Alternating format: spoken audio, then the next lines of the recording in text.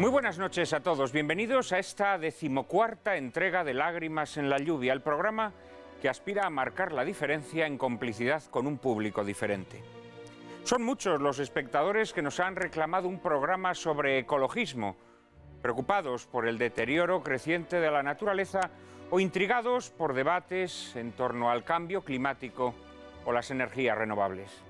En Lágrimas en la lluvia compartimos esa inquietud, pues consideramos que a los seres humanos nos obliga el deber de preservar el equilibrio inherente a la creación que nos ha sido confiada por Dios y que al final de los tiempos habrá de encontrar su plenitud. Y contemplamos con gran preocupación las dos tendencias ideológicas aparentemente contrarias, pero íntimamente complementarias, que tras romper esa relación especialísima que une al hombre con la creación, acaban considerándola un tabú intocable o, por el contrario, abusando de ella. En su encíclica Caritas in Veritate, Benedicto XVI nos alertaba contra el peligro de estas ideologías que crean graves antinomias o contradicciones en el pensamiento, fragmentando nuestra capacidad de discernimiento moral. La ideología actúa siempre del mismo modo. Primero hace añicos una visión comprensiva del mundo y a continuación, con los añicos resultantes de la demolición, elabora construcciones sin cimientos. Una prueba llamativa y desconsoladora de este proceso la observamos en el llamado problema ecológico. Primeramente, se rompe el vínculo profundo entre hombre y naturaleza. Se impide que los hombres lean en el libro de la naturaleza la encomienda que han recibido. Una vez roto ese vínculo, ante la naturaleza solo caben dos actitudes: el expolio o la deificación. Una persona que lee el libro de la naturaleza cobra conciencia de su lugar en el mundo, descubre que ese don inapreciable le ha sido confiado y que por lo tanto ha recibido la encomienda de ejercer sobre ella un dominio justo que básicamente consiste en guardarla y cultivarla, en sacarle frutos sin esquilmarla. La ideología, al arrancar de las manos del hombre el libro de la naturaleza, convierte ese don inapreciable en un organismo ajeno que se puede cosificar o, por el contrario, encumbrar a altares de adoración. Actitudes ambas que niegan al hombre la posibilidad de ejercer sobre la naturaleza un dominio justo, porque niegan que posea una encomienda. Durante siglos la ideología inspiró una actuación desaprensiva ante la naturaleza. El progreso, que no era sino el vistoso ropaje con que la avaricia se disfrazó para decentar sus abusos, parecía justificar la explotación desenfrenada de los recursos naturales. Más tarde, la ideología inspiró un culto maniático a la naturaleza, erigida en una suerte de deidad a la que había que hacer todo tipo de sacrificios, empezando por el control de natalidad. Y así la ideología nos ha conducido a callejones sin salida tan pintorescos como el debate sobre la energía nuclear. A la vez que abominamos de ella, no estamos dispuestos a renunciar a los desaforados niveles de consumo energético que garantizan nuestro bienestar. Y es que una vez que hemos dejado de leer el libro de la naturaleza, la ideología nos obliga a comulgar con antinomias insalvables. Sobre el hombre pesa la obligación de ejercer un dominio justo sobre la creación, obligación que desde luego incluye el respeto y protección de toda forma de vida, animal o vegetal, pero que comienza con el respeto y protección de la vida humana. Frente a esta visión comprensiva, vemos a los adoradores maniáticos de la naturaleza anunciando los efectos devastadores del cambio climático, y a su lado a los despreciadores maniáticos de la naturaleza que se carcajean de tales predicciones agoreras. Y a poco que uno escarba, descubre que unos y otros se parecen muchísimo más de lo que ellos podrían sospechar, puesto que todos ellos niegan o simplemente no ven, ofuscados por una misma niebla confundidora, el lugar que al hombre le corresponde dentro del orden natural, que no es el de estar por encima o por debajo de la naturaleza, sino al frente.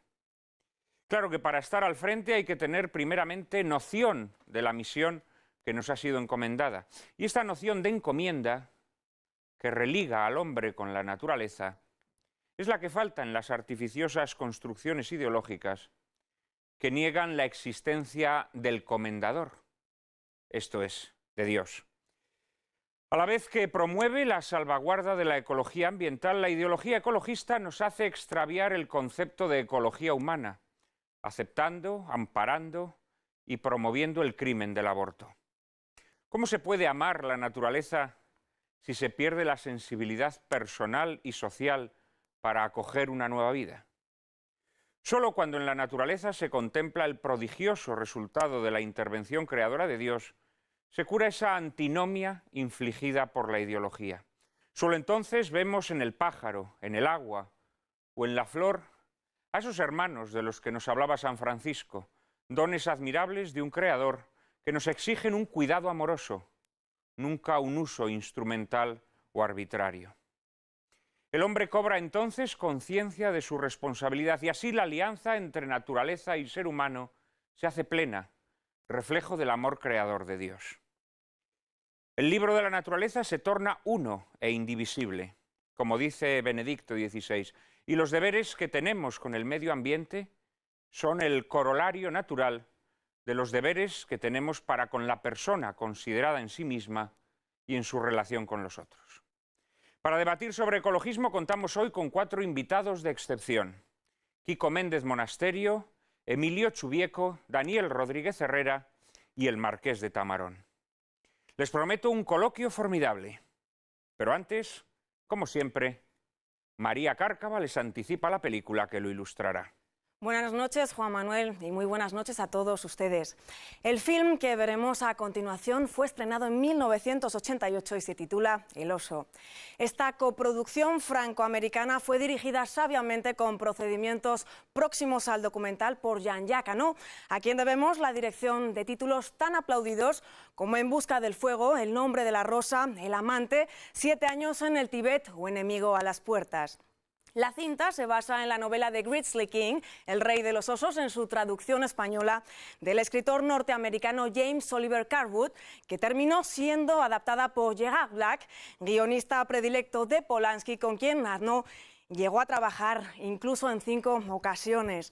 Hano reunió un presupuesto millonario para producir este film, cuyo rodaje duraría casi 6 meses.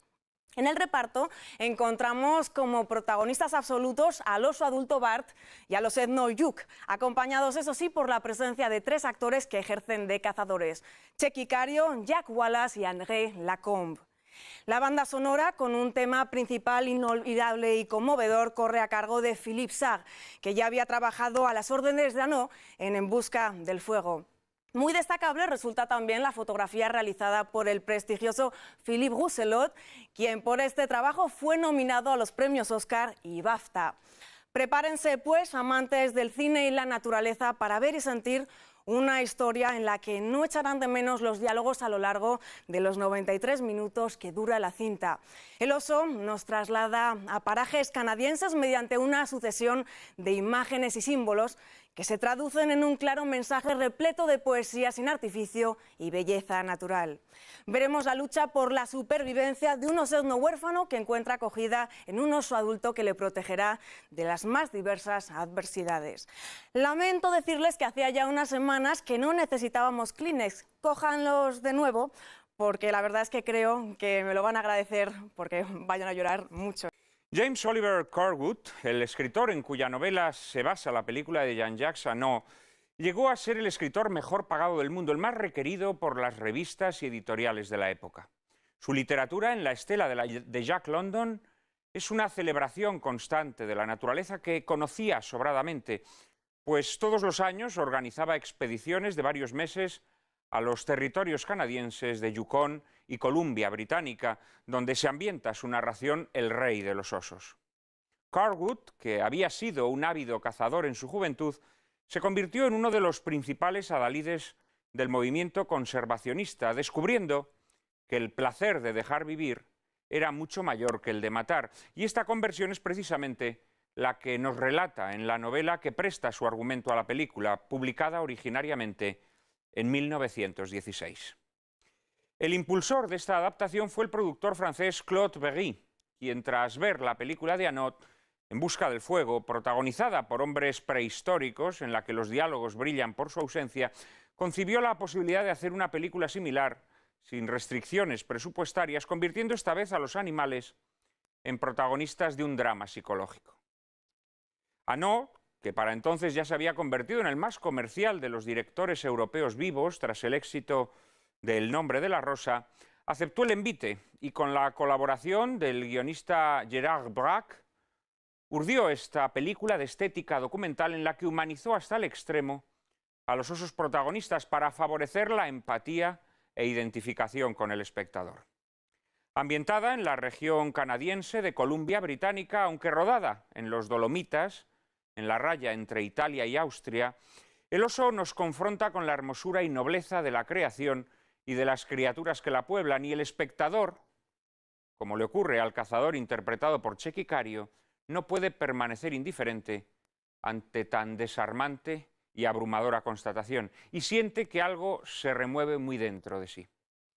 Que disfruten de esta soberbia película.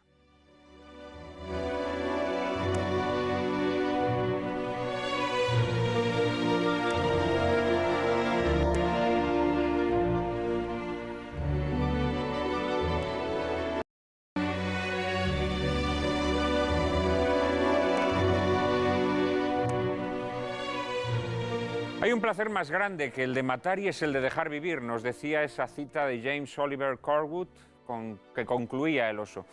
Para que este programa pueda vivir, los necesitamos cada viernes por la noche apoyándonos con su presencia al otro lado del televisor. Pero si además nos hacen llegar sus sugerencias y observaciones a nuestro correo electrónico, harán nuestra vida mucho más gozosa y plena. Cárcava, ¿hemos recibido muchos correos esta semana? Pues, como siempre, empezamos 2011 con mucha fuerza, con la fuerza que nos transmiten nuestros espectadores, con sus correos llenos de aliento. Correos como el de José Juanes, que dice que nuestro programa Más que un oasis es una bendición. Chimo Faust desde Gandía afirma que para él Lágrimas en la lluvia es un recién nacido y ya todo un clásico imprescindible. Desde Cuenca, nuestra amiga Nieves Zafra nos cuenta que todos los viernes se reúnen varias familias amigas para vernos y debatir, y afirma que las películas en color no tienen por qué ser necesariamente o resultar necesariamente más atractivas que las que son en blanco y negro. Pedro Jiménez de León propone que le dediquemos de algún modo algún programa a Chesterton y Juan Manuel. Claudia Álvarez desde Asturias y Marisa Hernández desde Badajoz te agradecen que hayas puesto a disposición del lector español el comentario de Leonardo Castellani al Apocalipsis de San Juan, publicado por Homo Legens, y nos demandan encarecidamente que dediquemos un Lágrimas en la lluvia a explicar los puntos más oscuros del Apocalipsis. Y José Luis Martínez Marco nos sugiere que fumemos durante las emisiones del programa. Don José Luis, mire, nos encantaría y probablemente a muchos de nuestros invitados también, pero las leyes actuales que lo prohíben casi todo, pues también prohíben esto. A Emilio Rodríguez le mandamos un fuerte abrazo y él ya sabe por qué. A todos ustedes sepan que pueden enviarnos sus opiniones y sugerencias a la siguiente dirección de correo electrónico: lágrimas@intereconomia.tv. Repetimos, lágrimas@intereconomia.tv. Ahí recibiremos todas sus sugerencias, que además podrán inspirarnos próximos programas, como han hecho esas peticiones de Marisa y de Claudia. El próximo programa será, en efecto, un programa sobre el Apocalipsis de San Juan. Ese libro que muchos consideran enigmático, en donde se nos narra el fin de los tiempos y la segunda venida de Cristo. La próxima semana tendremos un programa sobre el Apocalipsis con expertos teólogos y exegetas, en donde analizaremos este último libro de la Biblia. Emitiremos además una película en blanco y negro, ya que Nieves Zafra nos decía que a nuestros espectadores les da igual que sean en blanco y negro o en color. La semana que viene emitiremos una maravillosa película en blanco y negro, una obra maestra indiscutible de la historia del cine, que es El séptimo sello, de Ingmar Bergman. Así que, por favor, no se pierdan nuestro próximo programa sobre el Apocalipsis, ilustrado con la película de Ingmar Bergman. Hoy tenemos que hablar sobre ecologismo, ilustrado por esta película de Jean-Jacques Hano que acabamos de ver, esta emocionantísima y original película de Hano. Y para hablar sobre ecologismo tenemos a 4 invitados excepcionales. A 2 de ellos ya los conocen ustedes y 2 se incorporan hoy a nuestro programa. En primer lugar, Santiago de Mora Figueroa, marqués de Tamarón, escritor y diplomático, ha sido embajador de España ante el Reino Unido y director del Instituto Cervantes. Entre sus obras podemos destacar los ensayos El Guirigay Nacional y El siglo XX y otras calamidades, así como su novela El rompimiento de gloria. Se considera por encima de todo conservador y también conservacionista de la belleza natural. Yo creo que está bien, ¿no? Conservador y conservacionista. Justo. Tenemos también con nosotros a Daniel Rodríguez Herrera, por primera vez subdirector de Libertad Digital y vicepresidente del Instituto Juan de Mariana, institución dedicada al estudio de los asuntos públicos desde una óptica liberal. Mantiene una posición crítica con el ecologismo, al que considera el socialismo del medio ambiente. Muy buenas noches, Daniel. Muchas gracias por aceptar nuestra invitación. A ti. Está con nosotros, como les anticipaba, un viejo amigo de este programa que nos acompañó en su primera entrega, Quico Méndez Monasterio. Escritor y periodista, los lectores del diario La Gaceta y de la revista Alba tienen la oportunidad de disfrutar de sus artículos con asiduidad. Premiado en diversos certámenes literarios, ha publicado una colección de sus relatos, Lo nuestro y Lo triste, y 2 novelas, Tadeo, Aprendí de pirata, dirigida al público infantil, y La calle de la luna. Muy buenas noches también, Quico. Muchas gracias a ti, por acompañarnos esta noches. noche. Y ya por último, recibimos hoy y damos la bienvenida a Emilio Chubieco, catedrático de Geografía de la Universidad de Alcalá y miembro correspondiente de la Real Academia de Ciencias. Ha sido investigador visitante en las universidades de Berkeley, Nottingham, Clark, Cambridge, Santa Bárbara y Maryland.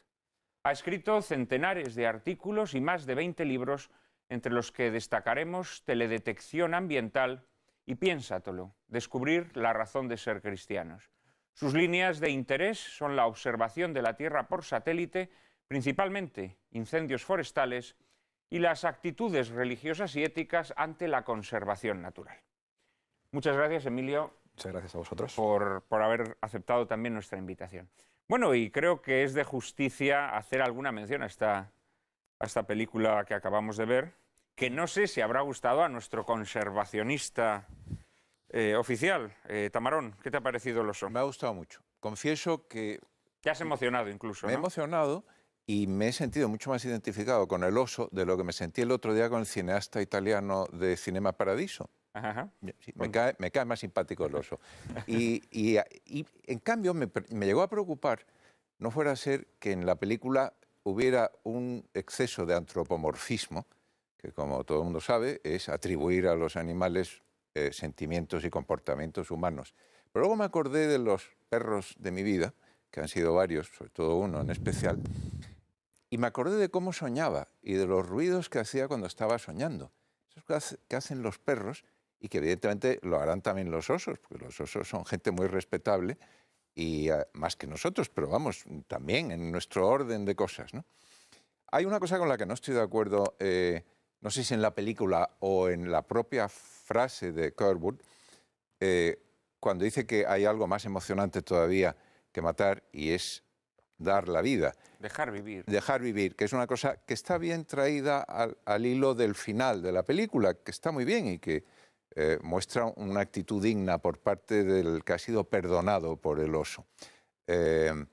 Pero la verdad es que esa expresión no es justa en el sentido de que parece indicar que ser cazador es algo indigno o malo.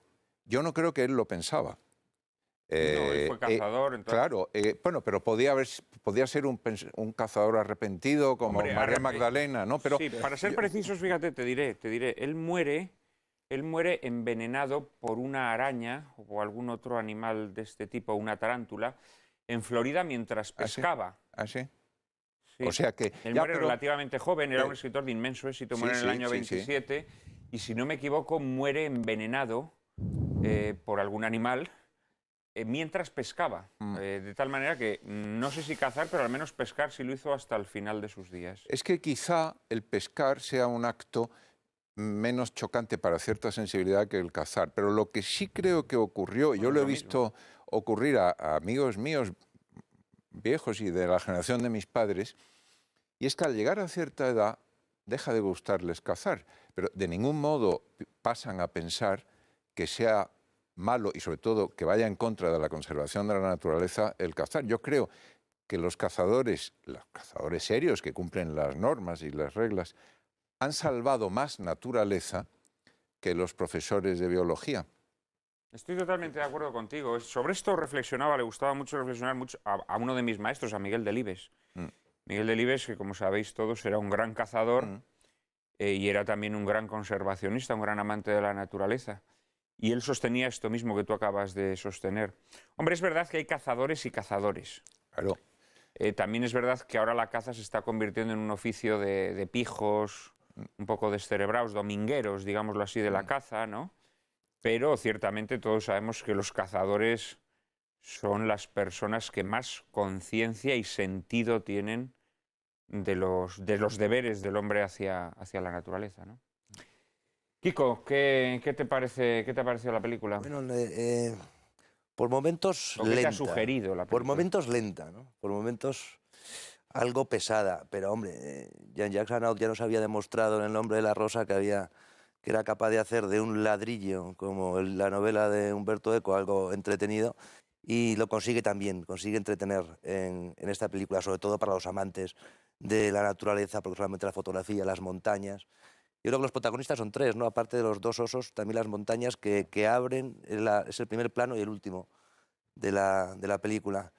Pero sí me extraña mucho lo que dice Tamarón, que no ve tanto antropomorfismo, esa humanización del animal, porque yo creo que es realmente en lo que se basa y lo que me sugiere de malo esta película. A veces es un poco molesto en realidad, de la película. Todo es atribuir al oso, tratar de que tú sientas una empatía, una complicidad con el oso, y atribuyéndole desde el humor, que en esa secuencia en el que el osedno se coloca con unas setas alucinógenas, a la ternura, la ira en algún momento, la capacidad del perdón, en fin, todas esas facultades que no son propias, que no sean propias, que son absolutamente ajenas a los animales.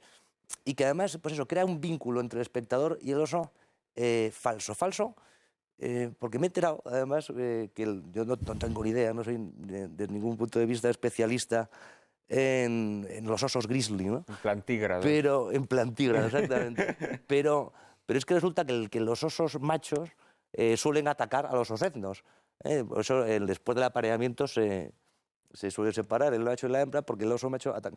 Y para hacer esta película, que es falsa en ese sentido, se tuvo que acostumbrar al oso macho poniéndole durante meses o semanas osednos, que yo creo que es el que utilizan luego los sueños, de peluche, ¿no? Para lograr acostumbrarlo. Porque en la situación normal, en la naturaleza normal, el oso macho habría devorado, lo habría destrozado a los osednos. Es decir, que el planteamiento es falso. Y hay una parte más, el tema del cazador, ¿no? Que al fin y al cabo todos reflexionamos y nos alegramos, o pretende el realizador que nos alegremos cuando el cazador no dispara en las últimas tomas. Pero claro, cuando los osos van a cazar iba a decir ciervos, no son ciervos, son renos, ¿no? Lo que cazan, ¿no? Entonces ahí no hay ningún tipo de problema. Ahí el espectador quiere que cacen y quiere que coman y que destrocen. Hay un animal también bellísimo como ese reno. Entonces, ¿qué distinto es eso? Que yo creo que luego lo hablaremos en profundidad, a lo largo del debate, sobre una de las contradicciones del ecologismo, cómo en la película nos alegramos de que el oso mate al reno, o al alce, lo que sea, y sin embargo, el que parece salvaje, el que parece cruel, es el hombre cuando está haciendo lo mismo, también cazar para sobrevivir. Hombre, quizá la no, Hombre, no creo que ellos sean unas personas de la Quinta Avenida que vayan ahí a Canadá de paseo, ¿no? Son personas que se les ve que tienen una vida dura, pues, como la de los cazadores, cosas de esa época, ¿no? Me refiero que no están de fin de semana, precisamente. No, pero si me permites una puntualización, es verdad que el león también lo hace, mata al cachorro, pero cuando hay una hembra fértil, que es la madre del cachorro, porque es la manera de él conseguir que sus genes se perpetúen, lo cual es perfectamente natural. Lo que no es natural, lo que puede ser natural también es que cuando está herido el adulto y el osezno llega y lo lame, que es la manera de ayudar a cicatrizar la herida, y él no se puede lamer porque le han herido aquí, en el codillo, como se llame, Eso sí tiene lógica. Yo no creo que eso sea falso. Pero claro, pero en cambio creo que tienes mucha razón cuando te parece contradictorio el que el espectador esté encantado de que mate al venado o lo que sea, el alce, y en cambio no cuando matan o intentan matar al oso. A mí no me parece mal que intente matar al oso. Creo que es distinto porque uno lo hace para comer y el otro no. Hombre, me dirás, a ganarse la vida. Bueno, para ganarse la vida vendiendo trofeos, probablemente, que el turista rico se lleva diciendo que lo mató él, ¿eh? Que ahí hay un punto de bellaquería notable. Pero, en fin, es verdad que hace trampas el realizador. La mayor trampa es que yo no sabía que estaba rodado en los Dolomitas. Francamente, el Canadá tiene cosas más grandiosas que los Dolomitas. Pero bueno. Bueno, pero perdona que haya terciado, no, en absoluto. No, a mí sí me ha resultado un poco molesta la antropomorfización de los osos, ¿eh? O sea, creo que hay elementos, vamos, aparte que hay elementos grotescos. Los sueños es la parte que menos me ha gustado de la película. Pero eso lo hacen No, hacen pero bueno, como los rasgo perros, humorístico, ¿eh? por ejemplo, el sueño del colocón que decía Kiko, bien, me parece aceptable, pero luego hay cosas, claro, que desvirtúan un poco el posible naturalismo de la película y lo aproximan casi a una película de Walt Disney, ¿no? Vemos bostezar a los osos y, o sea, los efectos sonoros, digámoslo así, de la película son un poco demasié, ¿no? Y un poco molestos.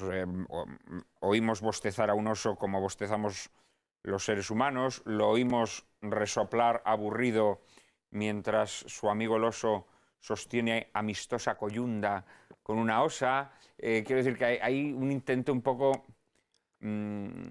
ridículo de antropomorfizar a los animales que probablemente entronque, bueno, pues con esa ideología del animalismo, de los derechos de los animales que se ha impuesto en los últimos tiempos, ¿no?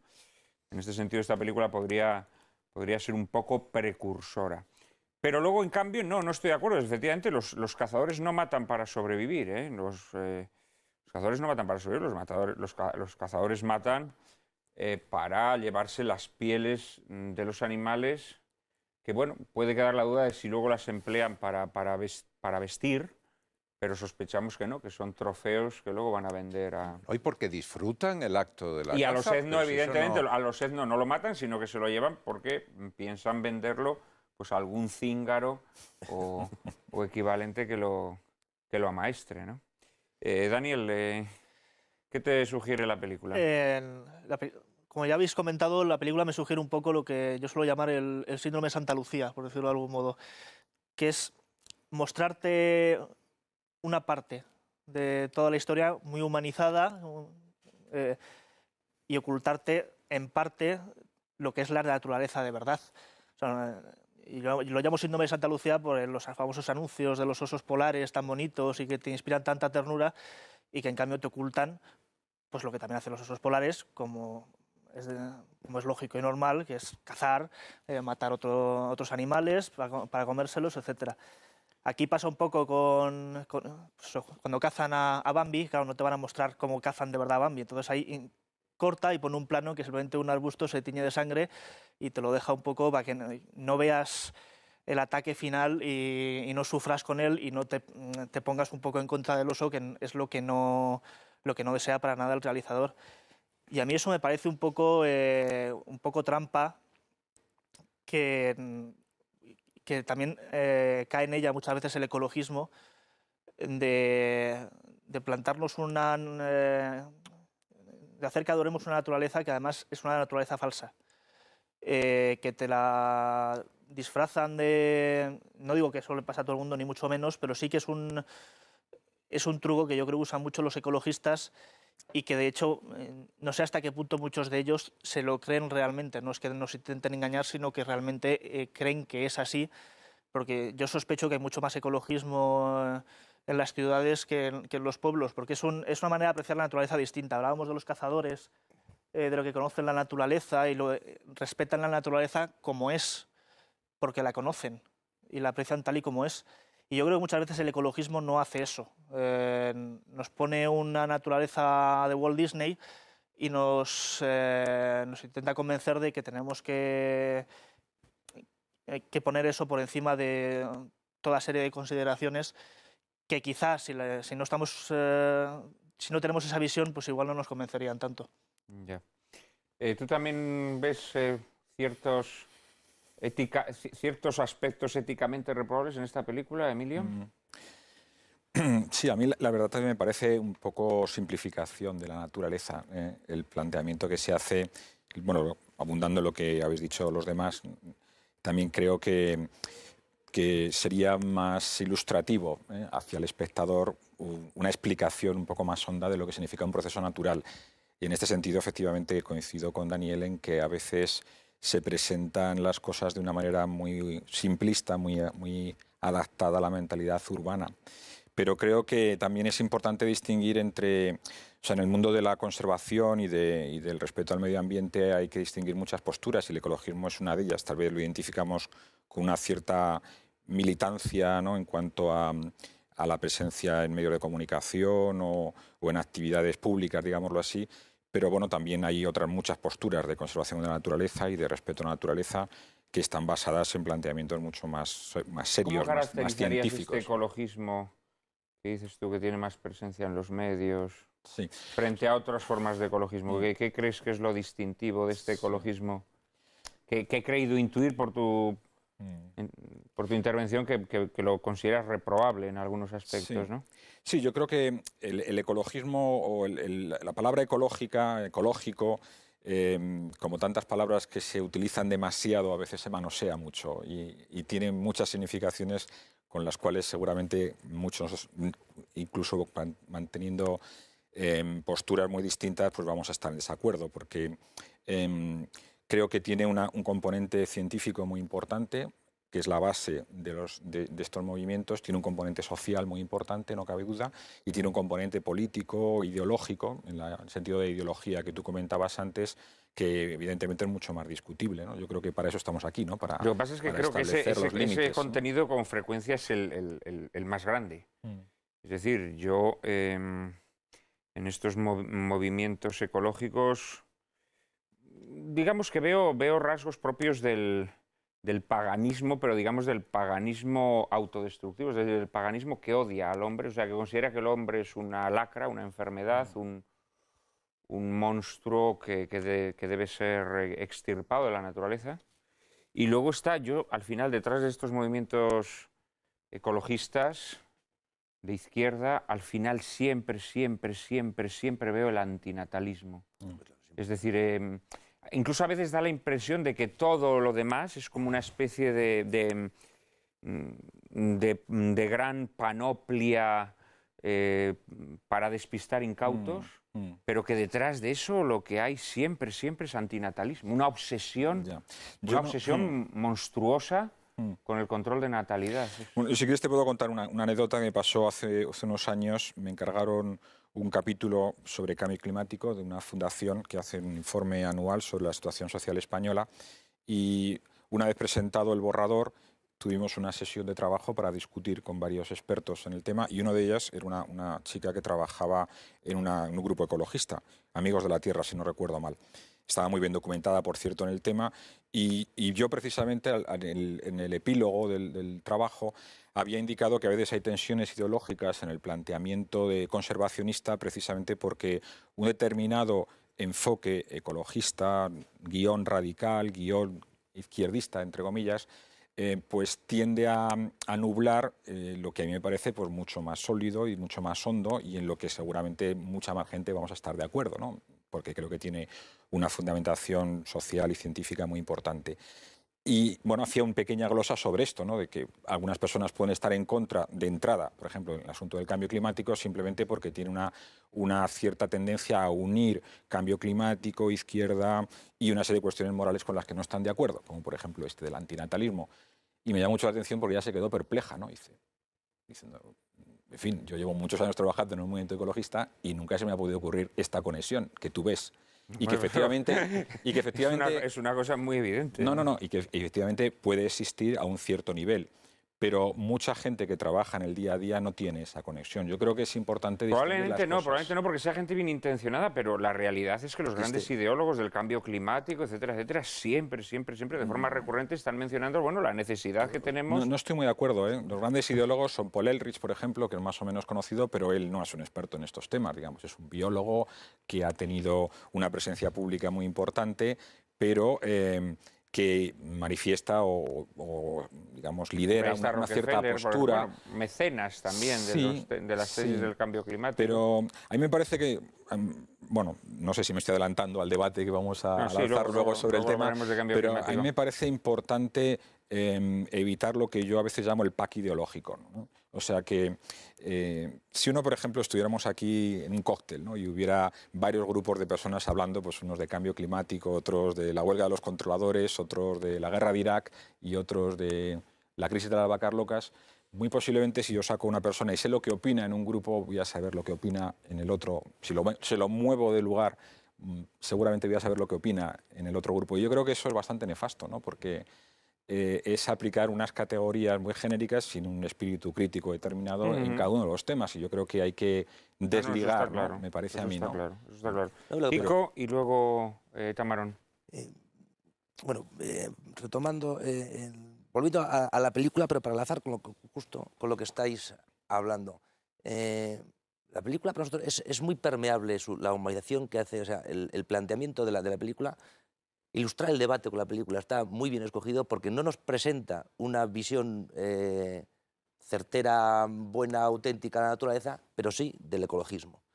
Y el ecologismo es primero, el ecologismo, efectivamente, hablaremos, ¿no?, de toda la cantidad de tendencias que tiene, pero sí coincide, permeable, digo, para una generación que está tan traumatizada como la nuestra por la muerte de la madre de Bambi, porque, es decir, ya el waldinismo ya nos ha hecho muy receptivo a ese tipo de mensajes, el personalizar a los animales. Por otro lado, presentar de una manera algo casi suicida la propia naturaleza humana, que es exactamente lo que hablaba Juan Manuel, que subyace tanto en el ecologismo, y ahí es el contacto del ecologismo con las medidas de control de la natalidad. Yo creo que la conexión es más allá que ideológica. O sea, hay conexiones fehacientes, es decir, la cumbre de Cancún, el multimillonario de estos grandes mecenas Ted Turner, lo que propone es la obligatoriedad de la ley del hijo único en China, en todo el mundo. El informe de esa persona impronunciable, que fue primera ministra de Noruega, Harlem Brundtland, me parece que es, ¿no?, que es el que en el año 87 por primera vez emplea el término de sostenibilidad, lo liga, sostenibilidad, progreso sostenible, lo liga inevitablemente al control de la natalidad. Y mirando todo lo que son las grandes organizaciones ecologistas, la WWF o las más famosas, todas están, no voy a decir infiltradas, pero sí íntimamente relacionadas con las grandes federaciones y multinacionales del feminismo internacional, incluso con la IPPF, es decir, la Internacional Abortista. Están íntimamente relacionadas. Que existe un ecologismo, que existe una preocupación por la naturaleza, como hablaba Emilio, decir, la persona que simplemente trabaja pues, por el medio ambiente, pues es evidentemente sí, y habrá muchísimos bien intencionados. Pero el problema, y Daniel era el que establecía una relación entre ecologismo y socialismo, es que ante un problema real que existe, que es decir, la degradación del medio ambiente, que lo podemos ver solamente paseando por la costa de Levante, sucede o se potencia una ideología. Una ideología que, como es simplista, que como es fácil de lanzar a través de películas, a través de eslóganes muy cortos, es la que al final empapa. Muy parecido al socialismo. ¿Existe el problema obrero en el siglo XIX en Manchester con la revolución industrial? Evidentemente sí. ¿Existe una explotación de la clase proletaria a niveles de esclavismo? Evidentemente sí. Y aquí, ese problema pues, analiza de las organizaciones católicas, la Rerum Novarum de León XIII, el socialismo utópico, pero al final, ¿quién gana? Al final, ¿quién es el que coge la bandera de ese problema que existe? El socialismo marxista, el socialismo radical. Y es lo que va a pasar con el ecologismo. Habrá otras sensibilidades, habrá el conservacionismo conservador, por decirlo de alguna manera, el más natural, ¿no? Pero el que se va a llevar el gato al agua va a ser el ecologismo radical, el ecologismo profundo, ese que llama de Peter Singer, y ese es verdaderamente peligroso. Sí, de alguna manera, mientras estabais comentando ese tema, de alguna manera pasa lo mismo que con el feminismo. Es decir, sí, el feminismo podemos ponernos buenistas y decir, no, pero es que hay un feminismo bueno y un feminismo malo. Sí, pero el feminismo como movimiento ideológico tiene unos objetivos muy claros, que son, curiosamente, los mismos que los de este ecologismo al que se refería Kiko. Pero Tamarón seguramente que defiende otros tipos de ecologismo. No, claro, yo estoy de acuerdo con que el paralelo que has puesto entre el feminismo como pretexto para otra agenda distinta ocurre con el ecologismo como pretexto para otra agenda distinta. Eso por supuesto que sí, pero tampoco se puede confundir, creo yo, un problema de población que existe en el mundo o de sobrepoblación, no se puede confundir con una apología del aborto. Entre otras cosas, por el control de natalidad no es lo mismo que el aborto. Y es que además el problema de exceso de población que hoy por hoy existe y va a aumentar, antes de venir aquí he buscado, porque como los datos cambian a diario, he sacado datos casi todos del mes de diciembre. En lo que toca a la población mundial, es evidente que como están sin censar y sin contar millones y millones de criaturas, pues no se sabe. Pero parece que estamos como en 6.800 millones de habitantes. El problema no es, que también es un problema, el que eso vaya a seguir aumentando. Parece que no, parece que normalmente, con arreglo a cualquier curva previsible de aumento de población, se va a estacionar en los 9.000 millones. Pero da igual.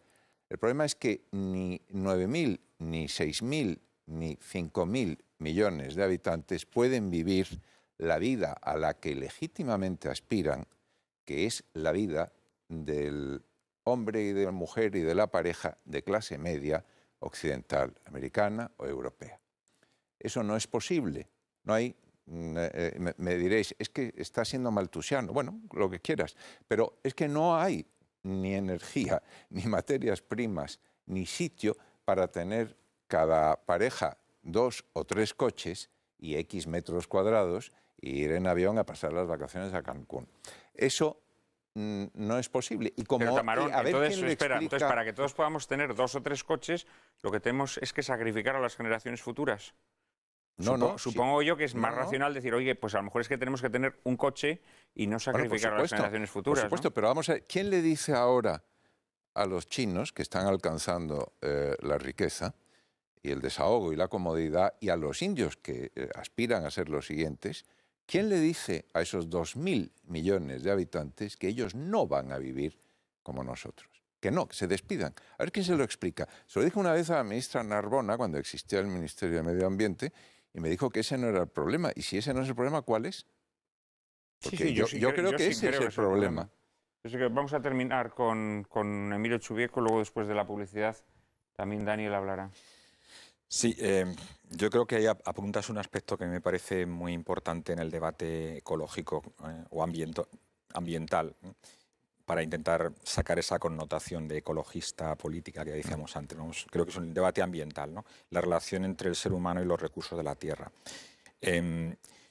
Yo creo que nadie serio ha calculado cuál es la capacidad de este planeta para albergar población. Nadie serio. Ha habido informes variados en los años 60, los informes del Club de Roma, que han sido claramente desmentidos a lo largo del futuro. Y lo que sí que está claro, yo creo, que la crisis ecológica actual, la crisis ambiental actual, nos supone un reto a nuestro modo de vivir. Y yo estoy completamente de acuerdo en que los chinos o los indios tienen el mismo derecho que nosotros a tener un nivel de vida. La cuestión es si nuestro nivel de vida es razonable o no. Y creo que no lo es. ¿Tiene sentido que un niño americano gaste 20 veces más energía que un niño indio que está suficientemente bien alimentado? ¿Es 20 veces más feliz? Tengo mis dudas. Tal vez sea que la forma de vida americana no es sostenible y hay que replantearse, ¿no?, nuestra manera de usar los recursos. Yo en eso estoy de acuerdo. Mira, cuando yo era niño estudiábamos en la escuela, estudiábamos que España producía electricidad suficiente para autoabastecerse y exportar. 20 años después o 25 años después, España creo que importa algo así como el 80% de la energía que consume. lo cual quiere decir que seguiremos produciendo más o menos la misma, pero ya no solo no exportamos, sino que importamos el 80%. No, claro, es que el problema está en que el crecimiento ad infinitum en el que se han metido las sociedades occidentales, eso es lo que me parece que no es viable. Pero claro, para hacer viable ese crecimiento ad infinitum, tener que sacrificar a las generaciones posteriores, me parece un poco duro. Seguro que Daniel también nos tiene que decir algo muy interesante sobre este tema, pero será después de la publicidad.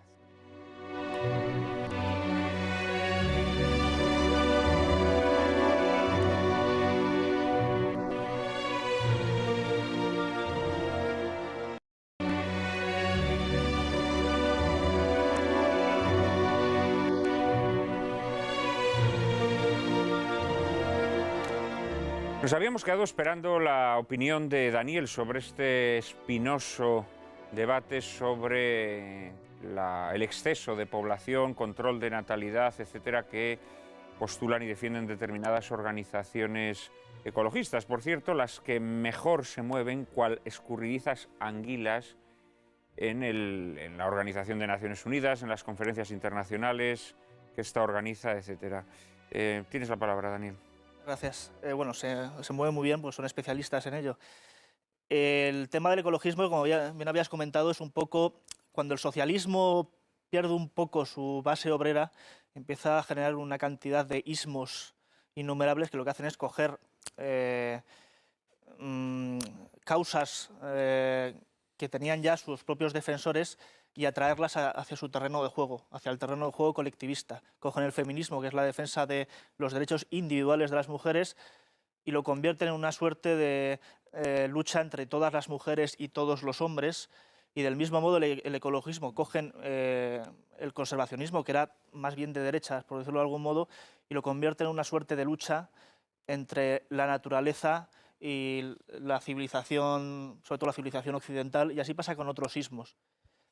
Y trayendo a cuenta el tema del control de natalidad, que claro, en esta visión del hombre contra la naturaleza es muy lógico, es llegar a esa conclusión antinatalista, porque cuanto menos hombre haya, más gana la naturaleza.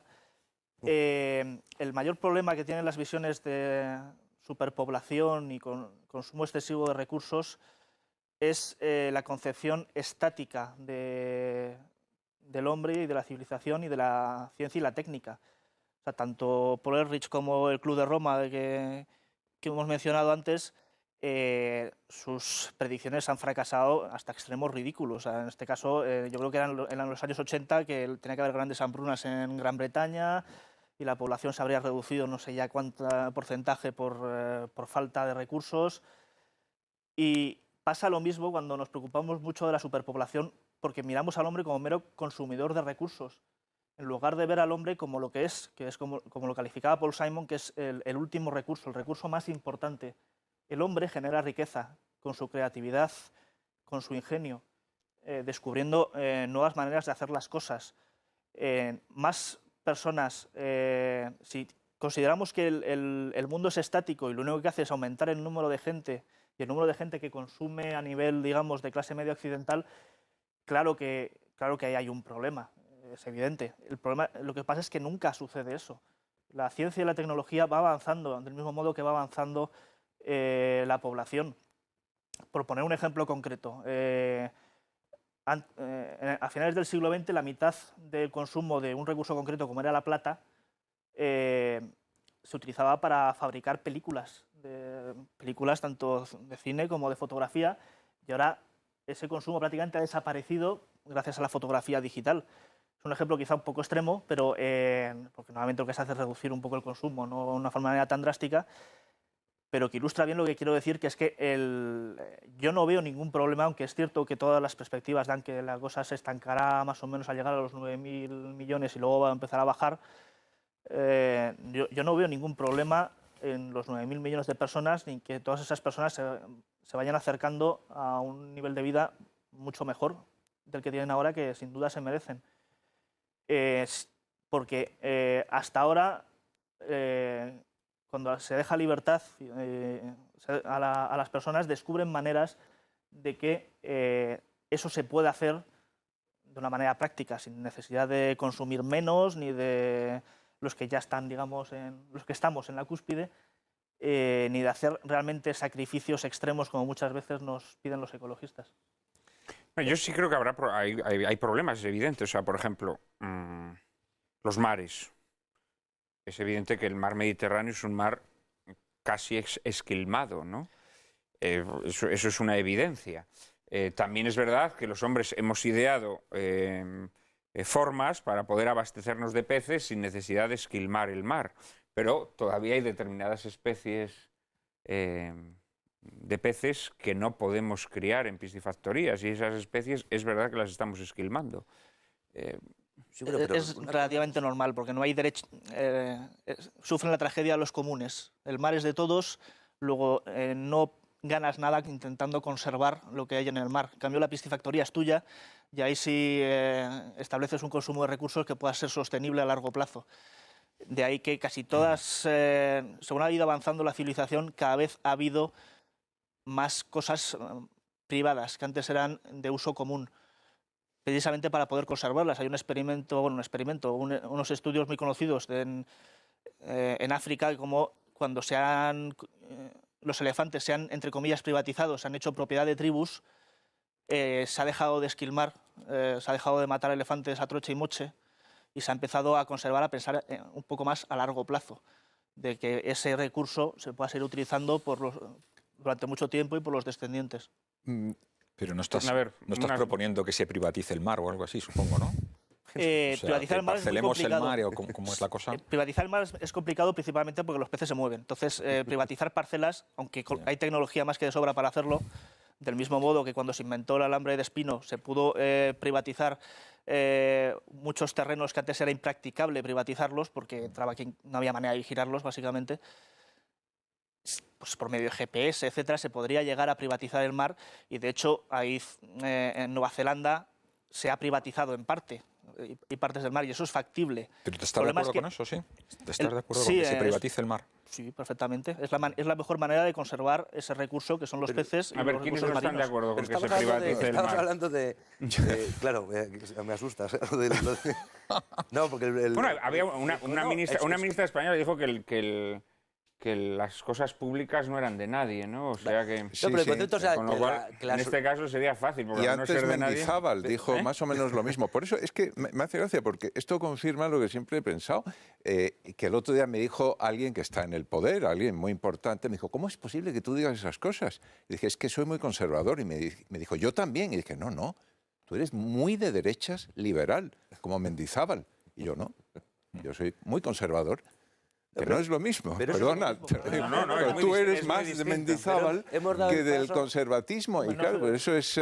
bueno, de todas formas, lo del mar no creo que sea posible, pero sobre todo el espacio. Porque tú dices, y es verdad, por supuesto que habrá plata para todo el mundo y para hacer sillas de plata si hace falta. Pero sitio, espacio para colocar la silla de plata, yo creo que no. Digo, y sobre todo, llegado a los 9.000 millones... Entonces, ¿qué? Pero, pero perdona, pero es que entonces habrá que restringir o no. ¿Cuáles son las zonas más superpobladas del planeta?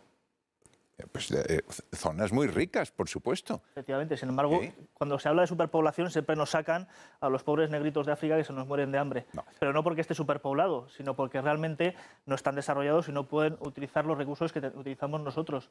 La superpoblación... De hecho, efectivamente, Daniel, cuando se vendía al tercer mundo, se lleva 30 años vendiendo el hijo único y el control de población. Ahora vemos que son países donde la población, la demografía ha crecido, como Brasil e India, las que están dispuestos a tomar el relevo de la riqueza. En China no ha crecido. bueno, en China y es que aunque no haya crecido, es tan grande, pero por la población.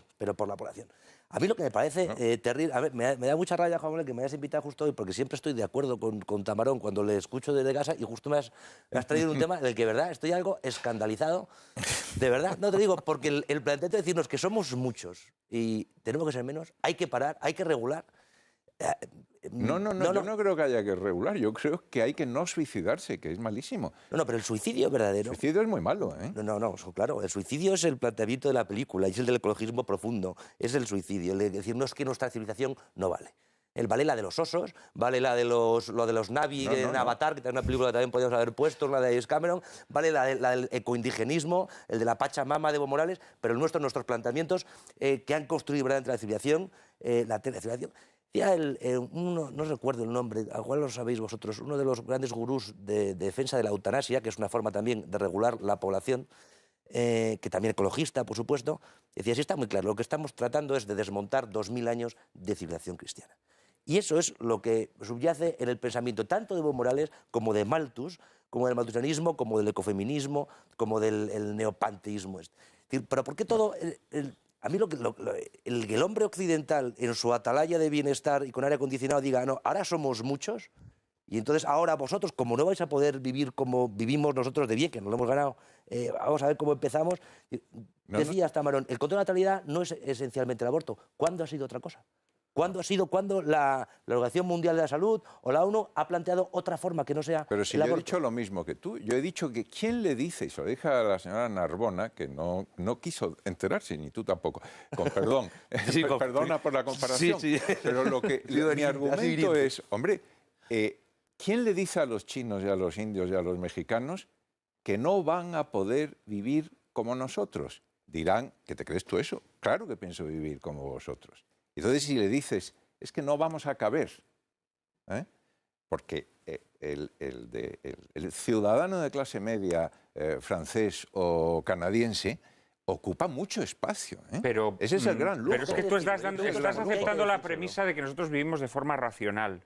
No, O sea, por ejemplo, yo no parto de esa partes de la premisa, no, por ejemplo, de que cada que vez va. que tenemos que sonarnos los mocos es normal que tiremos papel a la basura. Yo no parto de esa premisa. A lo en mejor absoluto. lo que tenemos que empezar a pensar es que es más racional tener un pedazo de tela que periódicamente lo lavamos, por ejemplo. Quiero decir, o sea, es que claro, nosotros nos hemos acostumbrado a hacer cosas que aceptamos como racionales que tal vez no lo sean. Nosotros no, yo no, y tú tampoco probablemente. Quizás agotas menos recursos.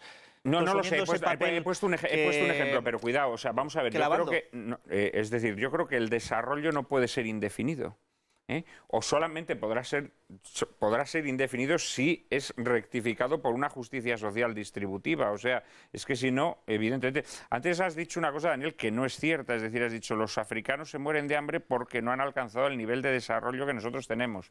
Bueno, algunos se mueren de hambre, perdona, porque trabajan de peones o jornaleros, para empresas europeas o americanas que les pagan una miseria y cuyos productos luego venden en Europa o en América esas empresas a precios de escándalo. ¿Pagan más o menos que los empresarios locales? ¿Esas empresas pagan más o menos que los empresarios tienen sus locales? delegaciones locales. O sea, me refiero. O sea, si una empresa europea tiene a keniatas a su cargo y les paga una miseria, les paga más o menos que los empresarios keniatas.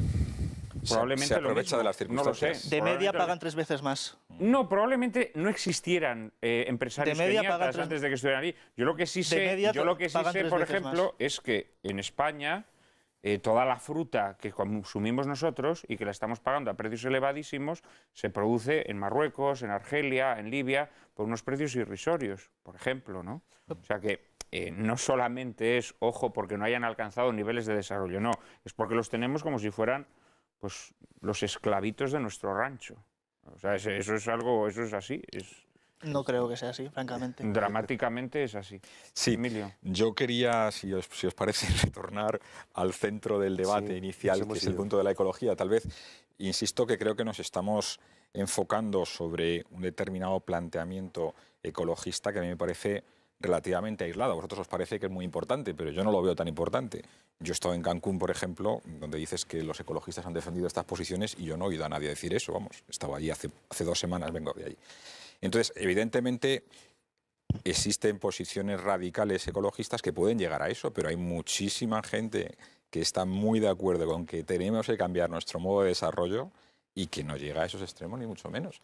Recuerdo que uno de los principales ideólogos del movimiento ambientalista, que me parece más correcto para no darle esa connotación política, es Schumacher. Y Schumacher era un filósofo que seguramente tú conocerás, Lo pequeño es hermoso, que se subtitula La economía como si importara las personas.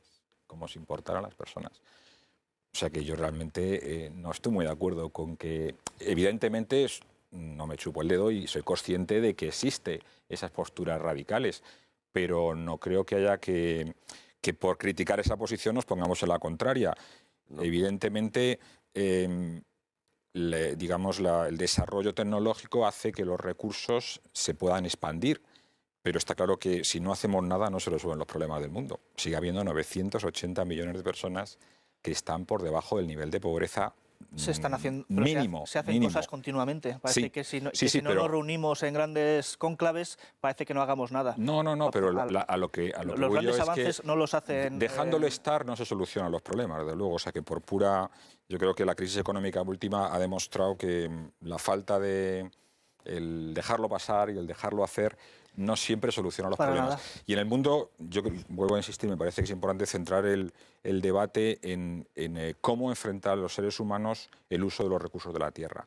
Y cómo vivimos los seres humanos tiene mucho que ver con eso, cómo usamos la energía. Ponía el ejemplo antes del nivel de consumo energético. No estoy comparándome, puedo comparar un español con un norteamericano, sigue usando 5 veces más energía que nosotros.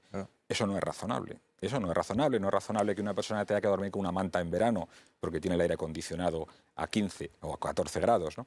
Ni que uno tenga que estar en manga corta en invierno porque hace un calor insoportable por la calefacción. Yo creo que tenemos que cambiar esa percepción de que la energía es ilimitada, que los recursos son limitados, que podemos utilizar la tierra como más nos plazca, porque eso creo que es una mentalidad ambientalmente muy poco y económicamente muy poco sostenible. Y además nos estropea como personas, o sea, nos deteriora como seres humanos, ¿no? Íntimamente ligado con este asunto que estamos tocando está naturalmente el tema del calentamiento global, que ha sido amplia y polémicamente discutido en los últimos años. María Cárcava nos introduce en el asunto. Para abordar el tema del calentamiento global se me ocurre de pronto invocar el título de una célebre obra de Jacinto Benavente, Los intereses creados. Luego verán por qué. Pero antes deberíamos empezar aclarando qué es el calentamiento global. Los expertos lo definen como un incremento en el tiempo de la temperatura media de la atmósfera terrestre y de los océanos. El panel intergubernamental para el cambio del clima, bajo el amplio y generoso paraguas de la Organización de Naciones Unidas, postula que la temperatura se ha elevado desde finales del siglo XIX de forma alarmante debido a la actividad humana, principalmente por las emisiones de CO2 derivadas del efecto invernadero. De ser así, las consecuencias no se harían esperar. Cambiaría el patrón del clima, haciéndonos padecer temperaturas más elevadas que propiciarían la proliferación de incendios y sequías, y las tormentas intensificarían su presencia en algunas zonas del planeta. El aumento de temperatura también incidiría en nuestra salud, favoreciendo la expansión de enfermedades tropicales y olas de calor.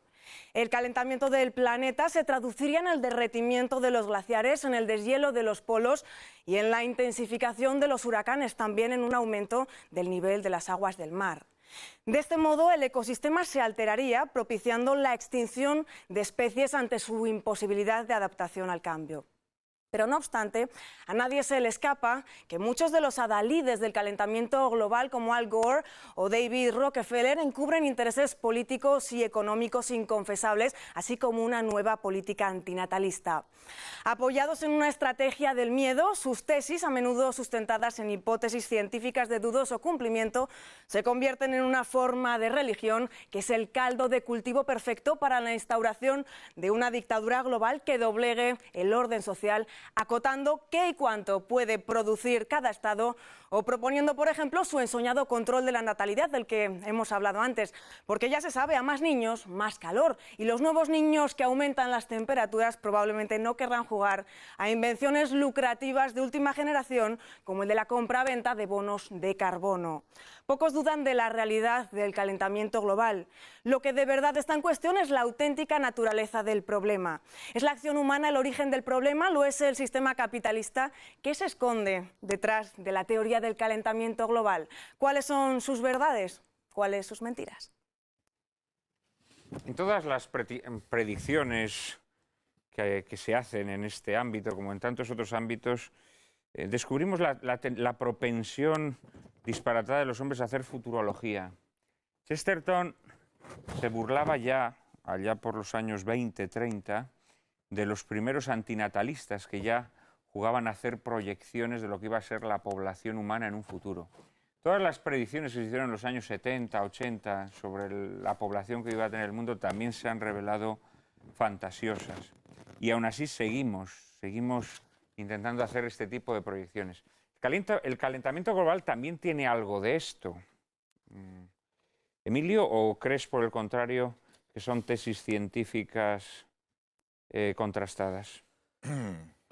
Vamos a ver, cualquier ciencia progresa con el tiempo, lógicamente, y según vamos conociendo más datos, vamos estando más seguros de las cuestiones que se han planteado inicialmente como hipótesis, y se van confirmando algunas o se van desechando otras, vamos entendiendo mejor los fenómenos.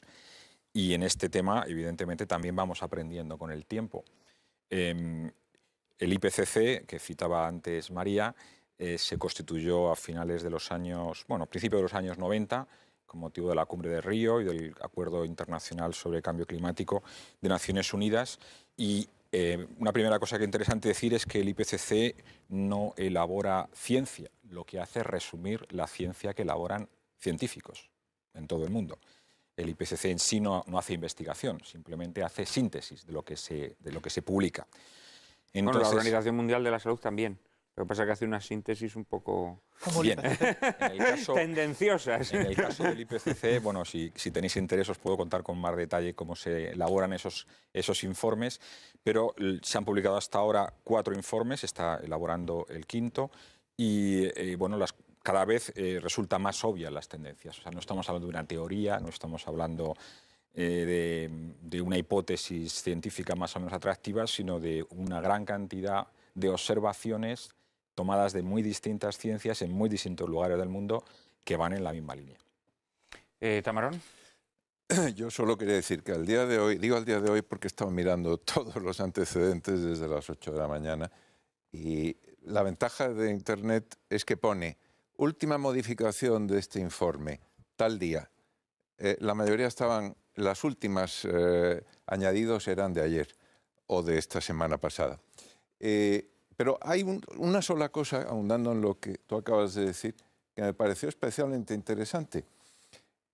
Tomando lo que se considera, y se puede negar que eso sea legítimo, considerarlo el consenso científico, tal como se suele interpretar, es el del tercer informe de evolución. Es verdad que hay un 4º después. El tercero, que es el del 2001, del panel intergubernamental, dice más o menos lo que ha dicho María y lo que es de sobra sabido, la subida de temperaturas y lo previsible. Ese consenso que da por hecho que el papel de la huella antrópica o del efecto del ser humano en la temperatura media del planeta y en otros cambios climáticos, porque no solo son de temperatura, sino también de otros fenómenos, da por hecho que el papel del hombre es fundamental. No obstante, yo estoy de acuerdo con que aplicar la democracia en un asunto científico es muy arriesgado, porque entonces Galileo pues tenían que haberlo quemado, en efecto, porque democráticamente casi nadie estaba de acuerdo con él. Y sí con la postura contraria. Pero yo creo que se ha llegado a un punto donde es tan arriesgado el decir que no hay cambio climático y que no hay calentamiento global por un motivo. No hay ahora mismo ningún cuerpo colegiado científico de ciencias naturales o exactas. Se me dirá que la economía, pero la economía no es una ciencia natural, no es un estudio de la naturaleza. No hay ni un solo cuerpo colegiado que niegue el cambio climático y concretamente el calentamiento global. Había uno, que era la Asociación de Ingenieros Especialistas en Petróleo. Esos, pues parece que no se lo creían mucho. Parte interesada. Pero lo que sí hay, desde el año 7... es diversas gradaciones, bueno, ¿no? Sí, a eso iba. Pero en el año 7, claro, ya no pudieron seguir diciendo eso y hubo una reunión y entonces emitieron su informe corregido y diciendo que evidentemente que había cambio climático. Es verdad que el debate puede desplazarse al grado de responsabilidad o de importancia de la huella antrópica o del efecto del hombre sobre el planeta en ese cambio climático. Parece que en el consenso actual tampoco existe ningún cuerpo colegiado científico que niegue la importancia, que cada vez la considera mayor, del hombre en ese cambio. Entonces queda el decir, y eso es un debate también legítimo, ¿es posible cambiar el sentido de las cosas, de la marcha del clima en el planeta, o no es posible? ¿Merece la pena cambiarlo o es demasiado caro? Ese es un debate que quizá sea legítimo, porque quizá es que no se pueda hacer nada. Pues con ese debate vamos a seguir después de hacer una pequeñísima pausa para la publicidad.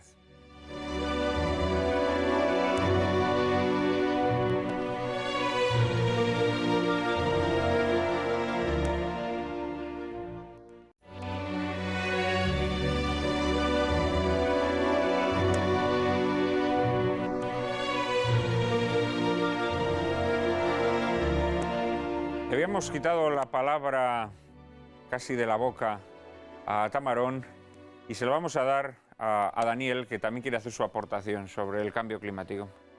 Con el concepto de cambio climático, calentamiento global, que es como se estaba de moda llamarlo antes, el problema es un poco algo que hemos hablado anteriormente, que parece que se nos vende un pack completo en el cual o estás completamente a favor o completamente en contra. Y en cuanto estás en contra de un punto que forme de ese pack, parece que ya tienes que ser arrastrado fuera de la sociedad y vilipendiado públicamente y poco menos que crucificado. Cuando se habla de calentamiento global, se habla de varias cosas. Primero, lo ha resumido bastante bien María. Primero, que las temperaturas han subido. Segundo, que la principal responsabilidad del aumento de las temperaturas es la acción del hombre, en concreto las emisiones de CO2, que es el producto natural de la combustión y que forma parte de todas las actividades industriales del hombre, que en el futuro las temperaturas van a aumentar mucho más de lo que han subido ya debido a esa acción del hombre, que eso va a provocar una serie de efectos, que es un rango amplísimo de efectos que nos ha resumido antes, y que la mejor manera de actuar contra eso es emitir lo menos posible ahora. Entonces, aquí hay un montón de... muchísima gente que no se opone necesariamente a muchas de estas cosas. Por ejemplo, alguien hay, pero muy poca gente conozco que realmente piense que las temperaturas no han subido en el último siglo. No conozco tampoco, creo, casi nadie que no piense que las emisiones de CO2 del hombre no tengan algún papel, aunque sí que sea tan preponderante como se dice muchas veces. A partir de ahí ya se empieza a descabalgar un poco la opinión de muchos. Por ejemplo, yo cuando me acerqué a este tema, me acerqué porque leí, ya no recuerdo dónde, hace un montón de años, que los ordenadores predecían que las temperaturas iban a subir no sé cuántos grados el próximo siglo. Y dije, los ordenadores, yo soy informático de estudios, los ordenadores no predicen nada que tú no les digas antes. Entonces investigué el tema, vi que había unos modelos que hacían los climatólogos, que se les alimentaba con ciertos datos y que finalmente daban ese resultado. Pero claro, esos modelos funcionaban a base de las hipótesis que le ponían los propios climatólogos. Y le ponías unas hipótesis distintas y daba un resultado distinto. De hecho, hace unas semanas he leído yo un estudio que venía a indicar que si se alimentaba a esos modelos climáticos, se les hacía funcionar, pues no recuerdo exactamente qué fechas decía, hace ya con las observaciones del pasado se les ponía a funcionar, no se correspondía con las observaciones. El resultado del modelo no se correspondía con las observaciones reales que ha habido luego, porque ya conocemos las temperaturas pasadas. Porque al fin y al cabo los modelos es una forma muy evolucionada de hacer hipótesis, que por otra parte es natural que las hagan porque no podemos tener dos tierras aisladas, aquí subimos el CO2, aquí no lo subimos y vamos a ver qué pasa. Ese experimento no se puede hacer, entonces hay que utilizar modelos informáticos. Eso es inevitable y no lo critico. Lo que sí critico es esa manera de creernos todo lo que nos dicen esos modelos como si fuese palabra de Dios. Y luego, pues también ahí sí que donde más disensión yo creo que hay es en la discusión de adaptación versus prevención, porque la mayor parte de los economistas que estudian esto han llegado a la conclusión de que, bueno, si realmente y finalmente todo lo que dicen los climatólogos es así, a la humanidad les haría mucho más barato y mucho más rentable, es decir, que podría crecer más, podría haber menos paro, haber menos gente hambrienta, etcétera, etcétera, que es al fin y al cabo lo que significa crecer, adaptándonos cuando lleguen los problemas, bueno, un poco antes de que lleguen los problemas, que no previniendo esas emisiones. Kiko. Es que lo que dice Daniel es muy interesante, sobre todo la obligación que tenemos de comprar el pack entero. Como tenemos un experto en el tema, no me voy a meter yo en ese fango, pero a mí es que lo que me preocupa es en realidad esa pulsión totalitaria que subyace en todo el tema ecológico. Es decir, ¿será creíble o no todos los modelos científicos de los climatólogos que vamos... Cambio climático, imagino, no se me corregirán, pero ha habido siempre. O sea, el clima iba cambiando en la Tierra desde siempre, ¿no? En el siglo XVI el vino en Inglaterra era muy bueno porque el clima era muy distinto. ¿Que la acción del hombre puede provocarlo? Yo creo que también en la Biblia lo sabemos que una de las glaciaciones precisamente la provocó el hombre por el diluvio, ¿no? Parece que puede incluso llegar a coincidir. Que el hombre cuando actúa contra la moral y contra la natura pueda provocar el destrozo del planeta, me parece lo normal. Ahora bien, dicho todo eso, ¿quiénes son los que plantean esto? Decía que hay muchos científicos serios, que hay mucho planteamiento serio para poner coto pues, a una línea de desarrollo, de progreso técnico, científico, industrial insostenible. Bien, puede ser cierto, no lo dudo, pero lo que vemos es otra cosa. Lo que vemos es que hay una línea política, no científica, es decir, no son estudios científicos, son interpretaciones políticas de la ONU, de la Organización Mundial para la Salud o de tantos esos organismos con aureola de científico y por lo tanto absolutamente que hablan ex cátedra, que nos dicen cómo tenemos que vivir, cómo vamos a tener que vivir y cómo vamos a tener que pensar, y que se reduce en esa frase que decía también un conservador, el duque de Edimburgo, que decía que el hombre es un virus para el mundo. Hombre, un virus también es naturaleza.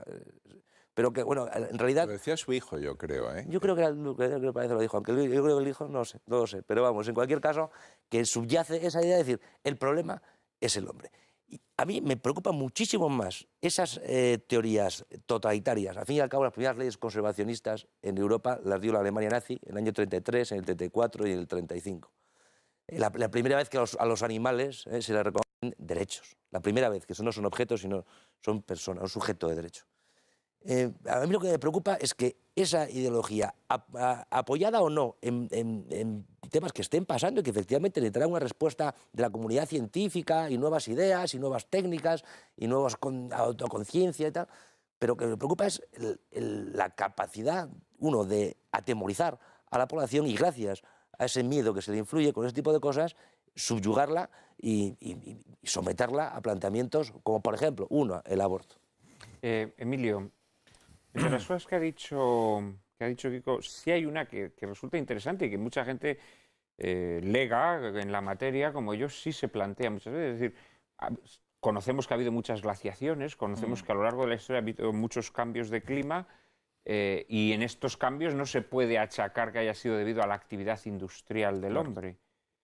¿Qué distingue este cambio de otros cambios anteriores? Sí. Vamos a ver, yo creo que es importante en primer lugar distinguir el concepto de clima y el de tiempo. Tiempo es lo que ocurre diariamente, cambia de un día para otro. Clima son series temporales largas. O sea que el tiempo cambia todos los días, el clima no cambia todos los días. Los cambios climáticos que ha habido a lo largo de la historia son ciclos bastante largos. Tenemos un registro a partir de prospecciones en hielo. ¿Se acuerdan de la película esta del día después? Bueno, pues lo único interesante de esa película son los 10 primeros minutos donde se ve al señor haciendo catas sobre hielo porque es un método de datación climática muy interesante. Entonces, esos cambios climáticos se han producido por factores naturales que se conoce que existen y que tienen y han tenido históricamente el mayor peso. Básicamente las variaciones en la rotación de la Tierra respecto al Sol, el eje de inclinación de la Tierra. Ese es el principal mecanismo de cambio climático conocido en los últimos 850.000 años. Claro, esos son ciclos que ocurren en un largo tiempo y que por tanto permiten a las especies adaptarse a eso. Este cambio climático que estamos observando, me alegro, por cierto, que Daniel esté de acuerdo con que existe el cambio climático, porque hace unos años los, digamos, que representaban esta ideología más liberal lo negaban rotundamente. Ahora vemos que vamos acercándonos poquito a poco. Esos cambios climáticos, al ser de origen humano y producirse en un periodo muy corto, son especialmente preocupantes porque las especies necesitan una gran cantidad de tiempo para adaptarse. Uno, si tiene calor, se quita el jersey. Un árbol, si tiene calor, no se puede quitar el jersey, simplemente muere el árbol porque no tiene capacidad de adaptarse en un ciclo de tiempo suficientemente largo. Lo que estamos observando aquí está ocurriendo en 50 años, no está ocurriendo a lo largo de 8.000 años, que es la última glaciación. O sea, los ciclos de glaciación son del orden de miles de años. Aquí estamos hablando de décadas. Y eso es un tema que preocupa bastante. El debate ahora es sobre mitigación o adaptación al cambio climático. Me alegro que estemos hablando de esto, porque previamente hemos perdido un montón de tiempo hablando de si había o no cambio climático y si era o no consecuencia de la actividad humana. Ahora parece que eso no lo discutimos. Ahora estamos diciendo qué hacemos al respecto. Y hay algún economista como Lomborg, por ejemplo, que era bastante crítico del cambio climático, que ahora parece que también está de acuerdo con que existe.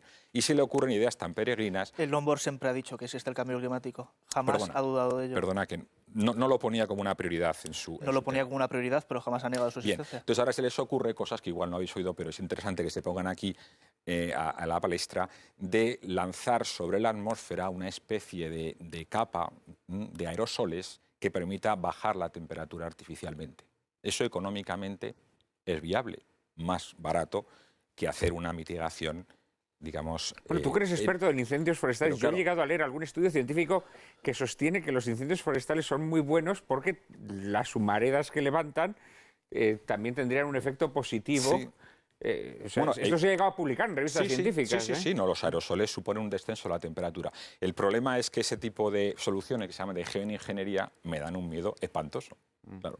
Porque entonces es intentar arreglar un programa humano creando otra solución de origen humano que puede acabar destrozando considerablemente las cosas. Hace poco vi una película, me parece que se llamaba Soy Leyenda, ¿verdad? En donde el protagonista, o sea, al inicio del programa se ha inventado la gran vacuna contra el cáncer y luego resulta que todo el mundo acaba contaminado con una especie de virus parecido a la rabia y acaba desapareciendo allí la especie humana.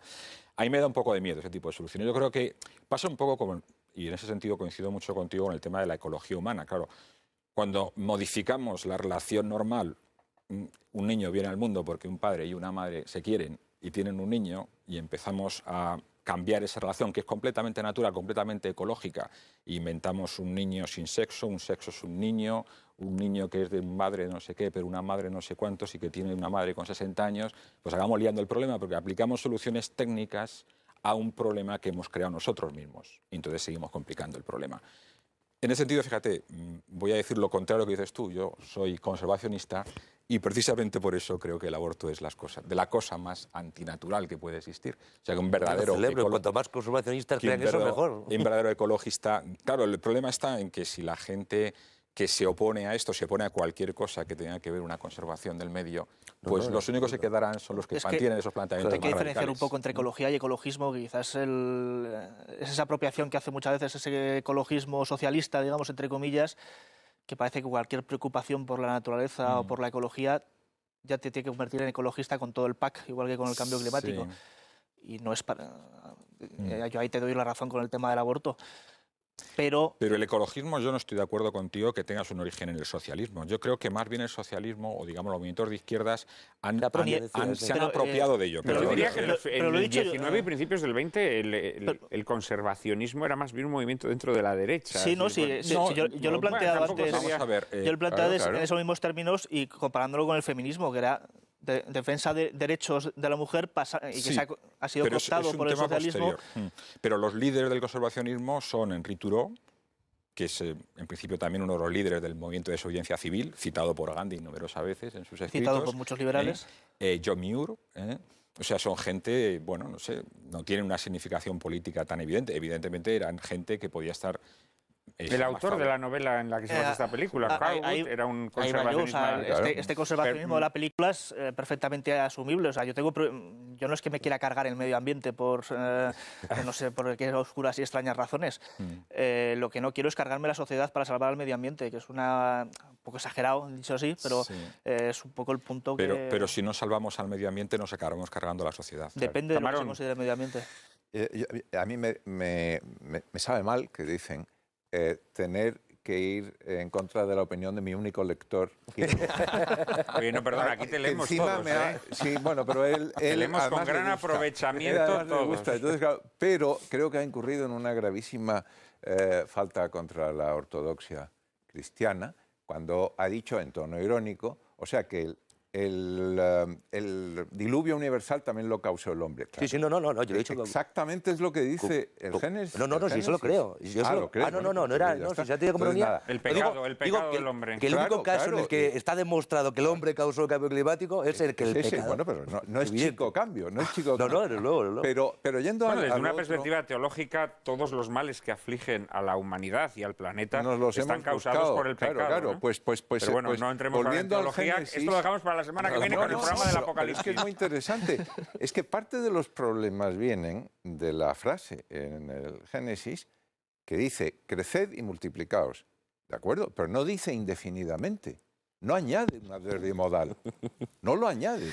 No lo añade. Se supone que hay que crecer con responsabilidad. Un amigo, bueno, pues entonces ya hay control de natalidad. Ya hay control de natalidad. No, eso no. El control de natalidad, como tú bien sabes, es otra cosa. A mi edad se me ha olvidado, pero vamos, es a través de medios... Tengo entendido que a través de medios... de eso. De medios químicos, de tener esa multiplicación de la especie humana. ¿Químicos o físicos? No, químicos o físicos. Sí, o físicos, claro, quirúrgicos. Bueno, ya me dirás. Bueno, bien, no vayamos a un terreno escabroso. Los medios físicos, ya me dirás a qué te refieres, a estrangular niños, a meterlos en una palangana de agua caliente como si fueran gatitos. El condón no es químico, el condón no es químico. Es un medio físico. Y está prohibido. Bueno, digo, prohibido por los que interpretan mal el Génesis, que yo creo que también son herejes. Bueno, entonces... Vamos a no entrar en este debate porque si no se nos va a hablar de ecologismo. Que me ha alegrado mucho que, como tú bien decías, que los ultraliberales de pronto digan, si ya no negamos ni el calentamiento global, ni la responsabilidad y el hombre... Una exposición más o menos general, no he definido mi posición. No, sino que discutimos si es posible hacer algo, si merece la pena, que es mucha pena, hacer algo. Y en eso estoy de acuerdo. Ese último debate es legítimo, pero yo también no puedo más que alegrarme de que los más acendrados y puros liberales hayáis eliminado esos otros dos debates. Me alegro mucho. Y cuarto, me alegro de que también se reconozca que ha habido un secuestro de una bandera, la bandera conservacionista, que era conservadora. Si se es conservador y no se pretende conservar el planeta, pues ya me dirás por dónde se empieza. Yo creo que por ahí. Eso la izquierda lo ha secuestrado, la derecha, no los conservadores, que a veces tiene momentos de imbecilidad profunda, se ha dejado arrancar esa bandera y ya no se habla, pero de cosas que ocurrieron hace 25 años. La señora Thatcher fue la primera persona en el mundo político de primera importancia que organizó uno de esos seminarios, el primero que organizó, donde secuestraba a todo su gobierno, todo su gabinete, los llevaba a Chequers, la casa de campo que tiene el primer ministro británico, y no los dejaba salir en todo el fin de semana para hablar de una cosa. El segundo fue sobre qué hacíamos con Alemania, que le iba demasiado bien las cosas y ella estaba un poco preocupada con la reunificación. Pero el primero fue qué se hace con el problema de la conservación del planeta. Y lo hizo ella, que no era precisamente una progre. Entonces, yo creo que habrá que intentar recuperar en la esencia de los afanes conservacionistas para todo el mundo, o en todo caso para los conservadores. Sí, pero hay que sentar, yo estoy de acuerdo, pero habrá que sentar primero la base, es decir, ¿quién es qué se quiere proteger? ¿El mundo, los árboles, las ciénagas y los bosques o el hombre? Pero si es que sin el mundo y los árboles... pero lo importante es el hombre. ¿Por qué lo planteas como disyuntiva? Porque se está planteando como disyuntiva, porque el ecologismo profundo que viene es... Como que no, el proyecto Gran Simio, exactamente en qué consiste. Aparte de legalizar el aborto. Ahora mismo, es que yo no sé si hay iniciativas legislativas o leyes que nos van a proteger más bosques o más parques. No sé. Sí sé que hay iniciativas legislativas, como por ejemplo el proyecto Gran Simio, que al otorgar, como dice Peter Singer, la condición de persona, tanto la autoconciencia, se está pretendiendo legalizar, por ejemplo, ya no ya el aborto, sino el infanticidio. Y eso sí hay procesos legislativos, por ejemplo, en Argentina o en México, que están apoyadas en doctrinas, en filósofos, en científicos, adornados o las más prestigiosas universidades, ecologistas. De la ecología profunda, la ecología radical, pero ¿qué es la que se va a imponer? Exactamente igual que en el problema obrero no se impuso el socialismo utópico o las magníficas directrices de Chesterton, el distributismo o el Papa León XIII. No, la del socialismo marxista.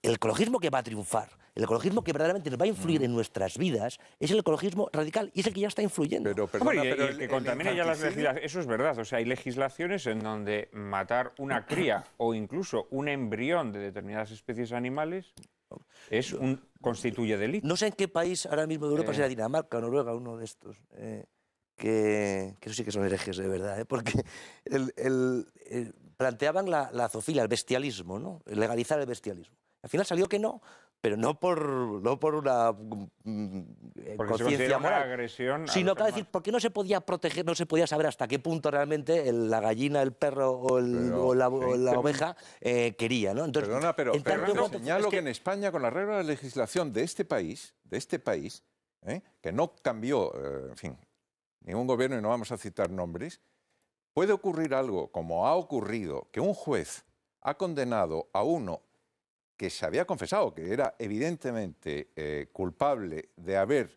violado a un niño de 3 meses y lo condenó por abusos deshonestos, es decir, lo mandó a la calle, porque no se podía probar que había habido violación, porque el pobrecito niño, claro, no consta que se hubiera opuesto. Eso en este país. No vamos a irnos a Suecia ni a ningún sitio. Eso es una aberración. Bien, será una aberración, jurídica. pero no pasó nada, porque yo hablé con varios amigos míos de distintos partidos políticos para ver si presentaban una propuesta que lo pueden hacer individualmente diputados, y vamos, individualmente no, en grupo, 25. Que además que lo hicieran de varios partidos políticos, para cambiar eso, así como para subir la edad de consentimiento sexual legal, que es la más baja de Europa. Y que yo he visto, siendo embajador en Londres, cómo se hacía prácticamente publicidad de lo bueno que era ir a España para hacer turismo sexual. Pero nos estamos desviando del tema. Emilio, una cosa que yo quería preguntar. Entonces, ¿dónde podemos poner el límite o el listón de la exageración tremendista en todos estos temas del cambio climático? Vamos a ver. Luego también hay un problema, también de fiabilidad. Vamos a ver, el señor que ha sido el mayor impulsor de todas estas teorías, que ha sido Al Gore, al menos a nivel popular, quiero decir, claro, fue un señor que se negó a firmar en Kioto la reducción de emisión de CO2 de Estados Unidos. Y claro, ese señor, que fue el señor que se negó a firmar, luego aparece como el máximo promotor de esta causa, generando, claro, gran desconfianza entre la gente lega, ¿no? Como pueda ser yo mismo, ¿no? Claro. Bueno, yo creo que en este tema, como en este debate, yo creo que hay que distinguir lo que es la sustancia científica de lo que es digamos, el debate público y el debate en los medios de comunicación. Y lamentablemente en este país, al menos me parece a mí que el periodismo científico está todavía necesitado, ¿no? En pañales. Está un poquito necesitado de impulsar. Vamos a ver, a mi modo de ver hay 4 aspectos o 5 en el tema del cambio climático que son discusiones que hay que hacer una a una. Primero, si existe o no, parece que ya no vamos a hablar de eso. Segundo, si eso no ha causado por el hombre, parece que no vamos a hablar de eso. Tercero, qué impactos va a tener. Y cuarto, qué podemos hacer al respecto. O sea, cuáles son los medios más eficaces.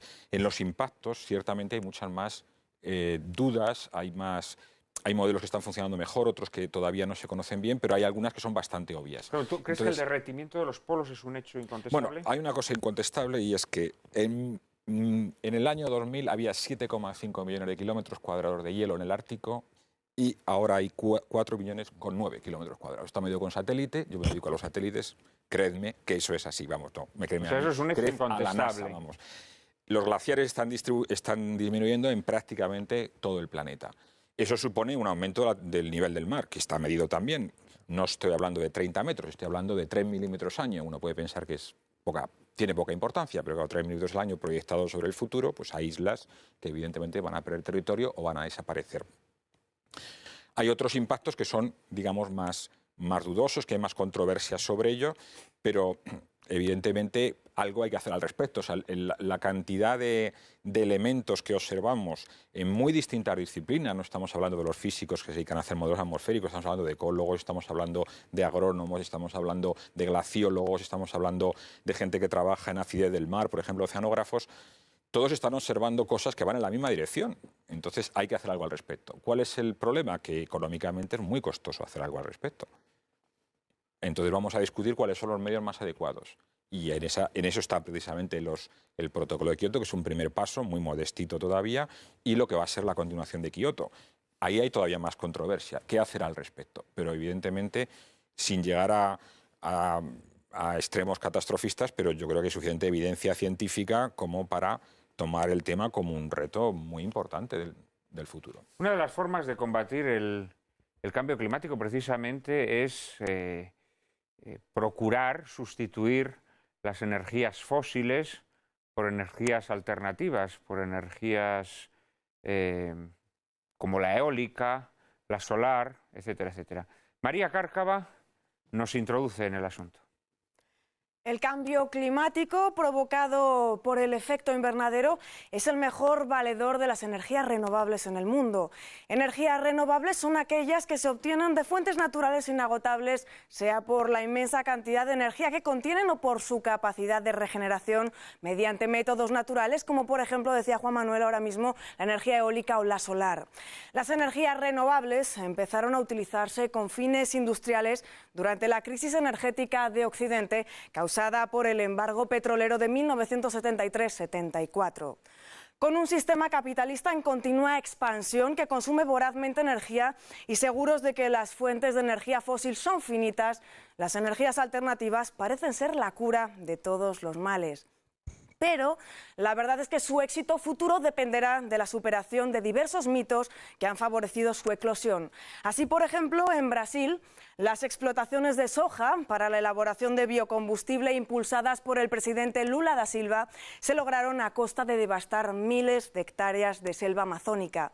Y en España, como denunciaba hace poco nuestro invitado el Marqués de Tamarón, en un artículo publicado en la revista Hispania Nostra, se están instalando parques eólicos en sitios inapropiados e incluso ilegales dentro de la red Natura 2000, alrededor de paisajes monumentales como Uclés o las crestas montañosas cerca de Ávila en zonas de migraciones de aves o incluso en el último refugio del Urogallo en León. Diríase que ni las ONG ecologistas ni los gobiernos se muestran exigentes frente a los intereses económicos con tal de que sean renovables. El auge de las energías renovables, un tanto acrítico y atolondrado, está dificultando además un debate de fondo sobre la energía nuclear. Y sobre todo, nadie parece considerar seriamente que el empleo de energías renovables se revelará a la postre inútil si previamente no se produce, como demandaba Benedicto XVI en su encíclica Caritas in Veritate, como un cambio efectivo de mentalidad que nos lleve a adoptar nuevos estilos de vida que disminuyan nuestro consumo y favorezcan un uso solidario y equitativo de las fuentes de energía. Lanzamos a nuestros invitados una pregunta. ¿Las energías renovables y alternativas son realmente una solución al abuso energético que durante décadas hemos estado perpetrando? Hablamos de mitos, qué realidades son y qué mitos existen en torno a las energías renovables. Tamarón. Por alusiones. Por alusiones. Hombre, yo creo, y ahí sí que de nuevo estoy en desacuerdo con la mayoría de mis amigos que militan en los movimientos ecologistas, insisto, que militan en los movimientos ecologistas, porque se puede ser perfectamente conservacionista y pensar que la energía nuclear, por ejemplo, es un mal menor. No, digo un mal porque a mí no me hace ninguna gracia. Pero como no veo otra alternativa, quiero decir, hacen falta todas las formas de producción de energía. La única solución, llegado el momento, sería que la fusión nuclear, esa que anuncian para dentro de 10 años, desde que yo tengo 15 y empecé a enterarme de eso, pues llegase. Pero desde luego, como no ha llegado, yo creo que hace mucho menos daño la energía de origen nuclear que los parques eólicos, que confieso que me producen profunda irritación. Primero, porque están colocados mal. Segundo, porque nadie ha hecho las cuentas a fondo para saber si eso es rentable o no. Tercero, porque le cuesta mucho dinero al contribuyente. Cuarto, porque es una máquina prodigiosa para comprar votos. Todos los partidos, de los 4 niveles de gobierno de que disfrutamos en España, desde el municipal y espeso hasta el más excelso del Estado, pasando por los 2 intermedios de las comunidades autónomas y de las diputaciones provinciales, ojo, ellos compran votos con eso, porque lo paga el contribuyente esa compra de votos, y le dan un dinerete al dueño de la finquita, al alcalde del pueblo para que haga allí las cosas a veces muy necesarias, al diputado de la provincia que dice que él lo ha conseguido, los diputados, y al gobierno autonómico. A mí eso me parece escandaloso. Me parece escandaloso que no se respeten las leyes, porque un país donde no hay el imperio de la ley no es un Estado de Derecho. Y aquí, en un ejemplo pequeño, modesto, que se podría extender al escándalo de que la Red Natura 2000 sea papel mojado. Y de paso la ley del suelo, porque la nueva ley del suelo en el artículo 34 dice que cuando se vaya a alterar el uso de un suelo que esté incluido en la Red Natura 2000, habrá que pedir permiso a Bruselas, que ni siquiera lo había pedido Bruselas que se le pidiera permiso. Pero se empeñaron en ponerlo y naturalmente no se cumple. A mí eso me parece grave. ¿Sí? Daniel. El problema de las energías renovables es, primero, meterlas todas en el mismo saco y luego darles un valor, digamos... Renovables y alternativas, digamos, incluyendo también biocombustibles, etcétera. Que al darles un valor, digamos, ecológico extra, por decirlo de algún modo, se las ha tratado de una manera tan tremendamente distinta que a las demás, que se ha llegado a unos extremos salvajes, como estaba comentando el Marqués de Tamarón. En España quizás el campo de pruebas más brutal que ha habido de esto en Occidente, pero en mayor o menor medida pasa en otros lados. Desde el momento en que tú incentivas, pones un valor a base de primas o a base de subvenciones, que hay distintos mecanismos que se pueden emplear, una energía la primas por encima de otras, te vas a encontrar con, pues eso, con que de repente te encuentras molinos de viento y estaciones solares en sitios en los que nunca podrían recuperar la inversión. Yo no estoy para nada en contra de las energías renovables, siempre y cuando demuestren que valen lo que cuestan. Y de hecho, yo, aparte de la famosa energía de fusión, que efectivamente pasa como el agotamiento del petróleo, que yo desde que veía el libro gordo de Petetes iba a acabar en 10 años, y aquí todavía estamos. Ahí la energía solar seguramente se convierte en una energía muy rentable, que cueste relativamente poco para lo que produce, pero todavía no estamos en ese estadio, salvo en localizaciones muy concretas. Y al incentivar las instalaciones de esa tecnología todavía no suficientemente preparada, en lugar de primordiar lo que es la investigación y el desarrollo para que llegue a ese estado, estamos desviando, estamos diciendo que la energía solar es la Biblia en verso. Pues no, puede que lo sea, pero todavía no lo es. Ahora hay que pensar, pues puede que sea una desgracia la quema de combustibles fósiles, sobre todo el carbón, que contamina, bueno, de acuerdo. La nuclear sí se podría utilizar ahora mismo, por mucho que igual dentro de 50 años ya nos hemos olvidado de la energía nuclear, porque hay alternativas mucho mejores. Pero yo el problema que veo ahora mismo, sobre todo, es que no me acabo de creer que cosas como el calentamiento global sea una crisis tan gorda, porque la gente que nos está intentando convencer que lo es, no actúa de acorde con esa idea. Si realmente fuese una crisis tan enorme que que va a provocar tales desastres apoyarían la energía nuclear, porque efectivamente es un mal menor, es un mal, pero no puede ser nada comparado con esa hecatombe que sería el cambio climático.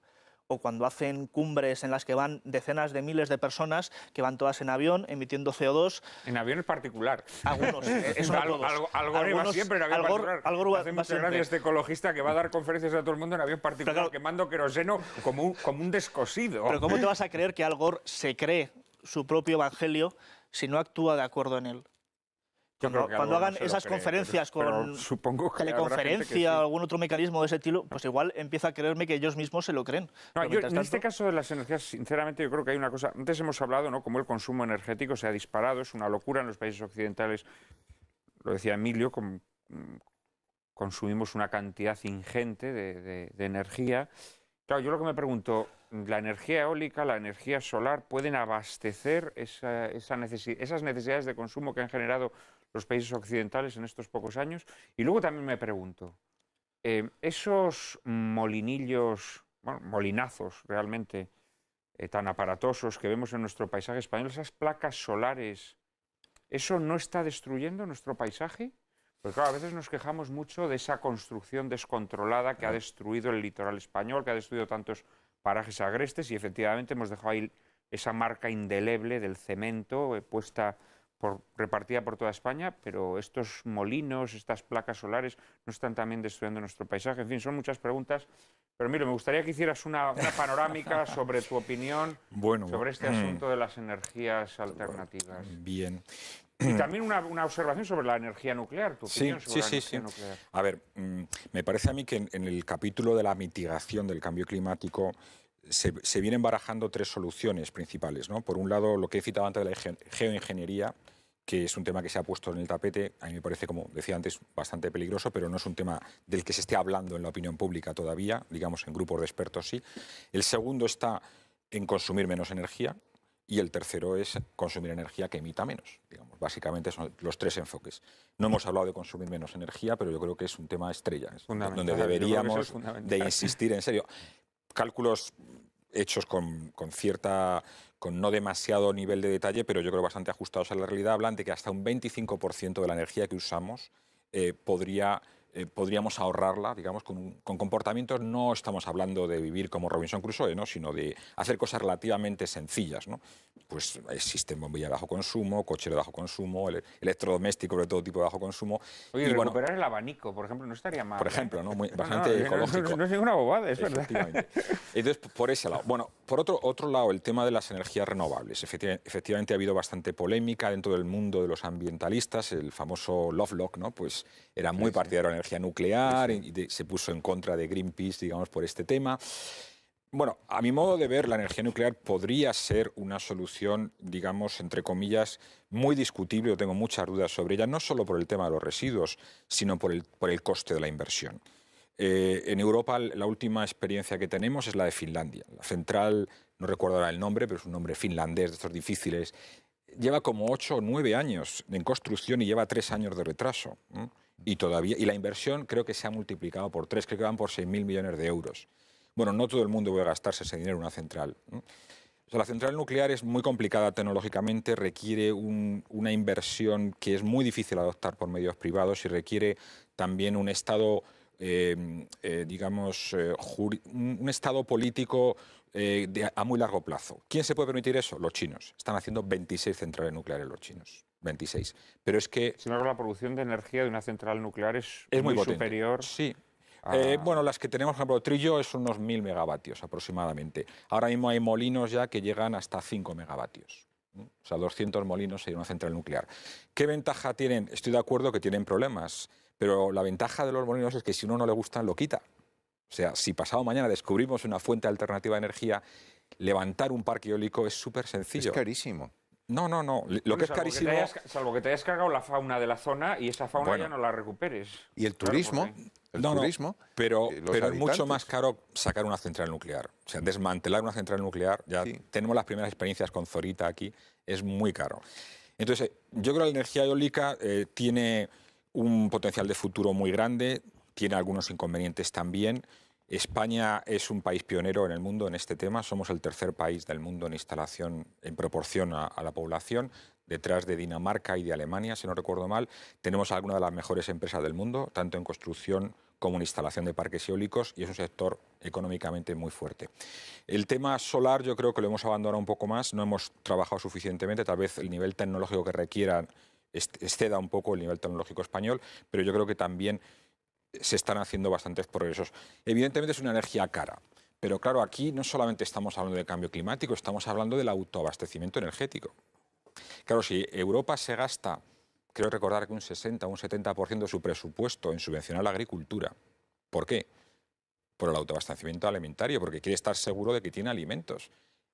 Europa no tiene autoabastecimiento energético. Dependemos completamente de unos señores a los que estamos pagando por financiar. ¿Qué financian los señores que tienen petróleo? Chávez, Gaddafi, Irán. ¿Sigo? O sea que independientemente del cambio climático, invertir en energías renovables es una cuestión geopolítica evidente, a mi modo de ver. Aunque te cueste más caro, pero es que es así. Los biocombustibles, en cambio, los consideras superados, ¿no? Bueno, antes se ha dicho una cosa con lo que no estoy de acuerdo. Se ha dicho que la plantación de soja en Brasil supuso la deforestación. Los últimos datos de la FAO dicen que se ha reducido el ritmo de deforestación en Brasil. Bueno, se ha reducido el ritmo, pero se ha devastado mucho la selva para plantar soja. Sí, pero... No sé si se habrá reducido o no, pero... Sí, pero digamos que es un tema delicado, no cabe duda, pero hay otras fuentes de biocombustibles aparte de la soja, como pueden ser los residuos forestales, que en España podrían tener un valor añadido muy interesante. Kiko, seguramente que tienes alguna perplejidad sobre este asunto. Tenemos ya aquí terminando nuestro programa. Pero seguro que alguna perplejidad tienes. Sí, muchas, pero bueno, aquí ya es más complicado estar en contra de lo que opina el Marqués de Tabarón, porque es verdad que te agrede visualmente el tema de los molinos y a la vez pues la explicación científica parece, como siempre las explicaciones científicas, absolutamente incontestables, ¿no? Es decir, hombre, puede que cueste mucho poner en marcha una central nuclear. En España ya estaban en marcha, están amortizadas. Sin embargo, por un pensamiento ecologista, por una política ecologista de vender votos, parece que vamos a no alargar su funcionamiento, no se puede dar. No, eso lo ha dicho el presidente Zapatero. O sea, eso sí es incontestable como un dato científico. El planteamiento ecologista, la demagogia del ecologismo, nos va a impedir acceder a una energía 10 veces más barata, porque ya está amortizada, y la central nuclear, y sin embargo vamos a pagar, y estamos pagando, y vamos a seguir pagando aún más en la factura de luz cada familia, el negocio, porque aparte de que venga muy bien, ha sido y es un gran negocio para diversas compañías energéticas, ¿no? Que además, pues eso, encima se lavan su cara pues vendiendo que instalan energía renovable. Yo vuelvo para ir terminando, pues eso, al principio. Es un debate lo suficientemente complicado como para que se esté tan contaminado de demagogia y de ideología. Una ideología que es verdaderamente, que es una de las patas más importantes de la ideología antioccidental, anticristiana y antihumanista, y que es una pena que esa ideología no deje, y es esa ideología, no es los que no los creamos o no el cambio climático, no, ni lo creo ni lo dejo de creer, no lo sé, no tengo el conocimiento científico, pero esa ideología, la verdadera culpable de que no podamos centrarnos en las soluciones que los científicos propongan y sean lógicas y mejores y más eficaces para poner verdaderamente solución a ese tema. Te digo, el problema no es la incredulidad de la masa, sino al revés, su excesiva credulidad que le hace caer en la trampa de la demagogia ecologista. No, es que yo creo que todas las ideologías tienen siempre un embrión deshumanizador, ¿no? Que las va corrompiendo, gangrenando y finalmente destruyendo. Creo que cada vez es más necesario recuperar ese concepto que decía Juan Pablo II de ecología humana. Es decir, nosotros no considerarnos como algo que está por encima o por debajo de la naturaleza, sino como algo que forma parte de la naturaleza y que de alguna manera la encabeza y que tiene una responsabilidad especial sobre ella precisamente por la misión que se le ha asignado, ¿no?, en la creación. Desgraciadamente tenemos que dejarlo aquí, pero será solamente hasta la próxima semana. Despido a mis invitados, les agradezco su generosidad, sus aportaciones y espero tenerlos aquí en próximos programas. Con ustedes estoy en medio minuto para anunciarles el contenido de nuestro próximo programa. No se vayan.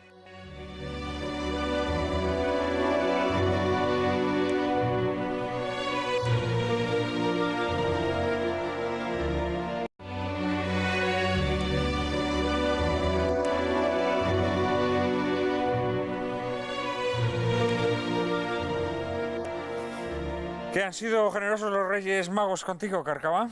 Lo han sido contigo. Yo la verdad es que este año no me han traído carbón, me han traído unas placas solares.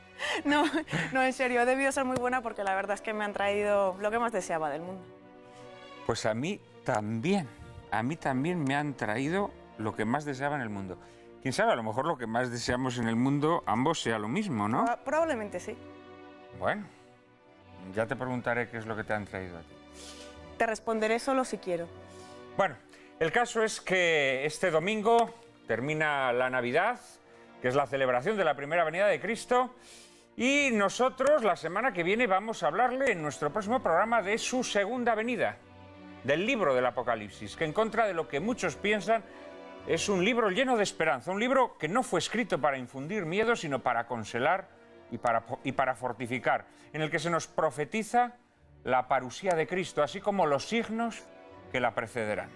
E ilustraremos nuestro debate con una de las más grandes películas de la historia del cine, El séptimo sello, dirigida por Ingmar Bergman y protagonizada por Max von Sydow, en la que un caballero que regresa de las cruzadas mantiene una excelente, trepidante y misteriosa partida de ajedrez con la muerte, mientras la peste negra azota el mundo. No se la pierdan, ya saben que a partir de ahora ya no podrán llorar lamentando que la televisión es un desierto de la inteligencia y el buen gusto. Ahora ya pueden refrescarse en el oasis que cada viernes les brinda lágrimas en la lluvia. Todos los viernes, a las 9:30 de la noche, aquí, en Intereconomía Televisión.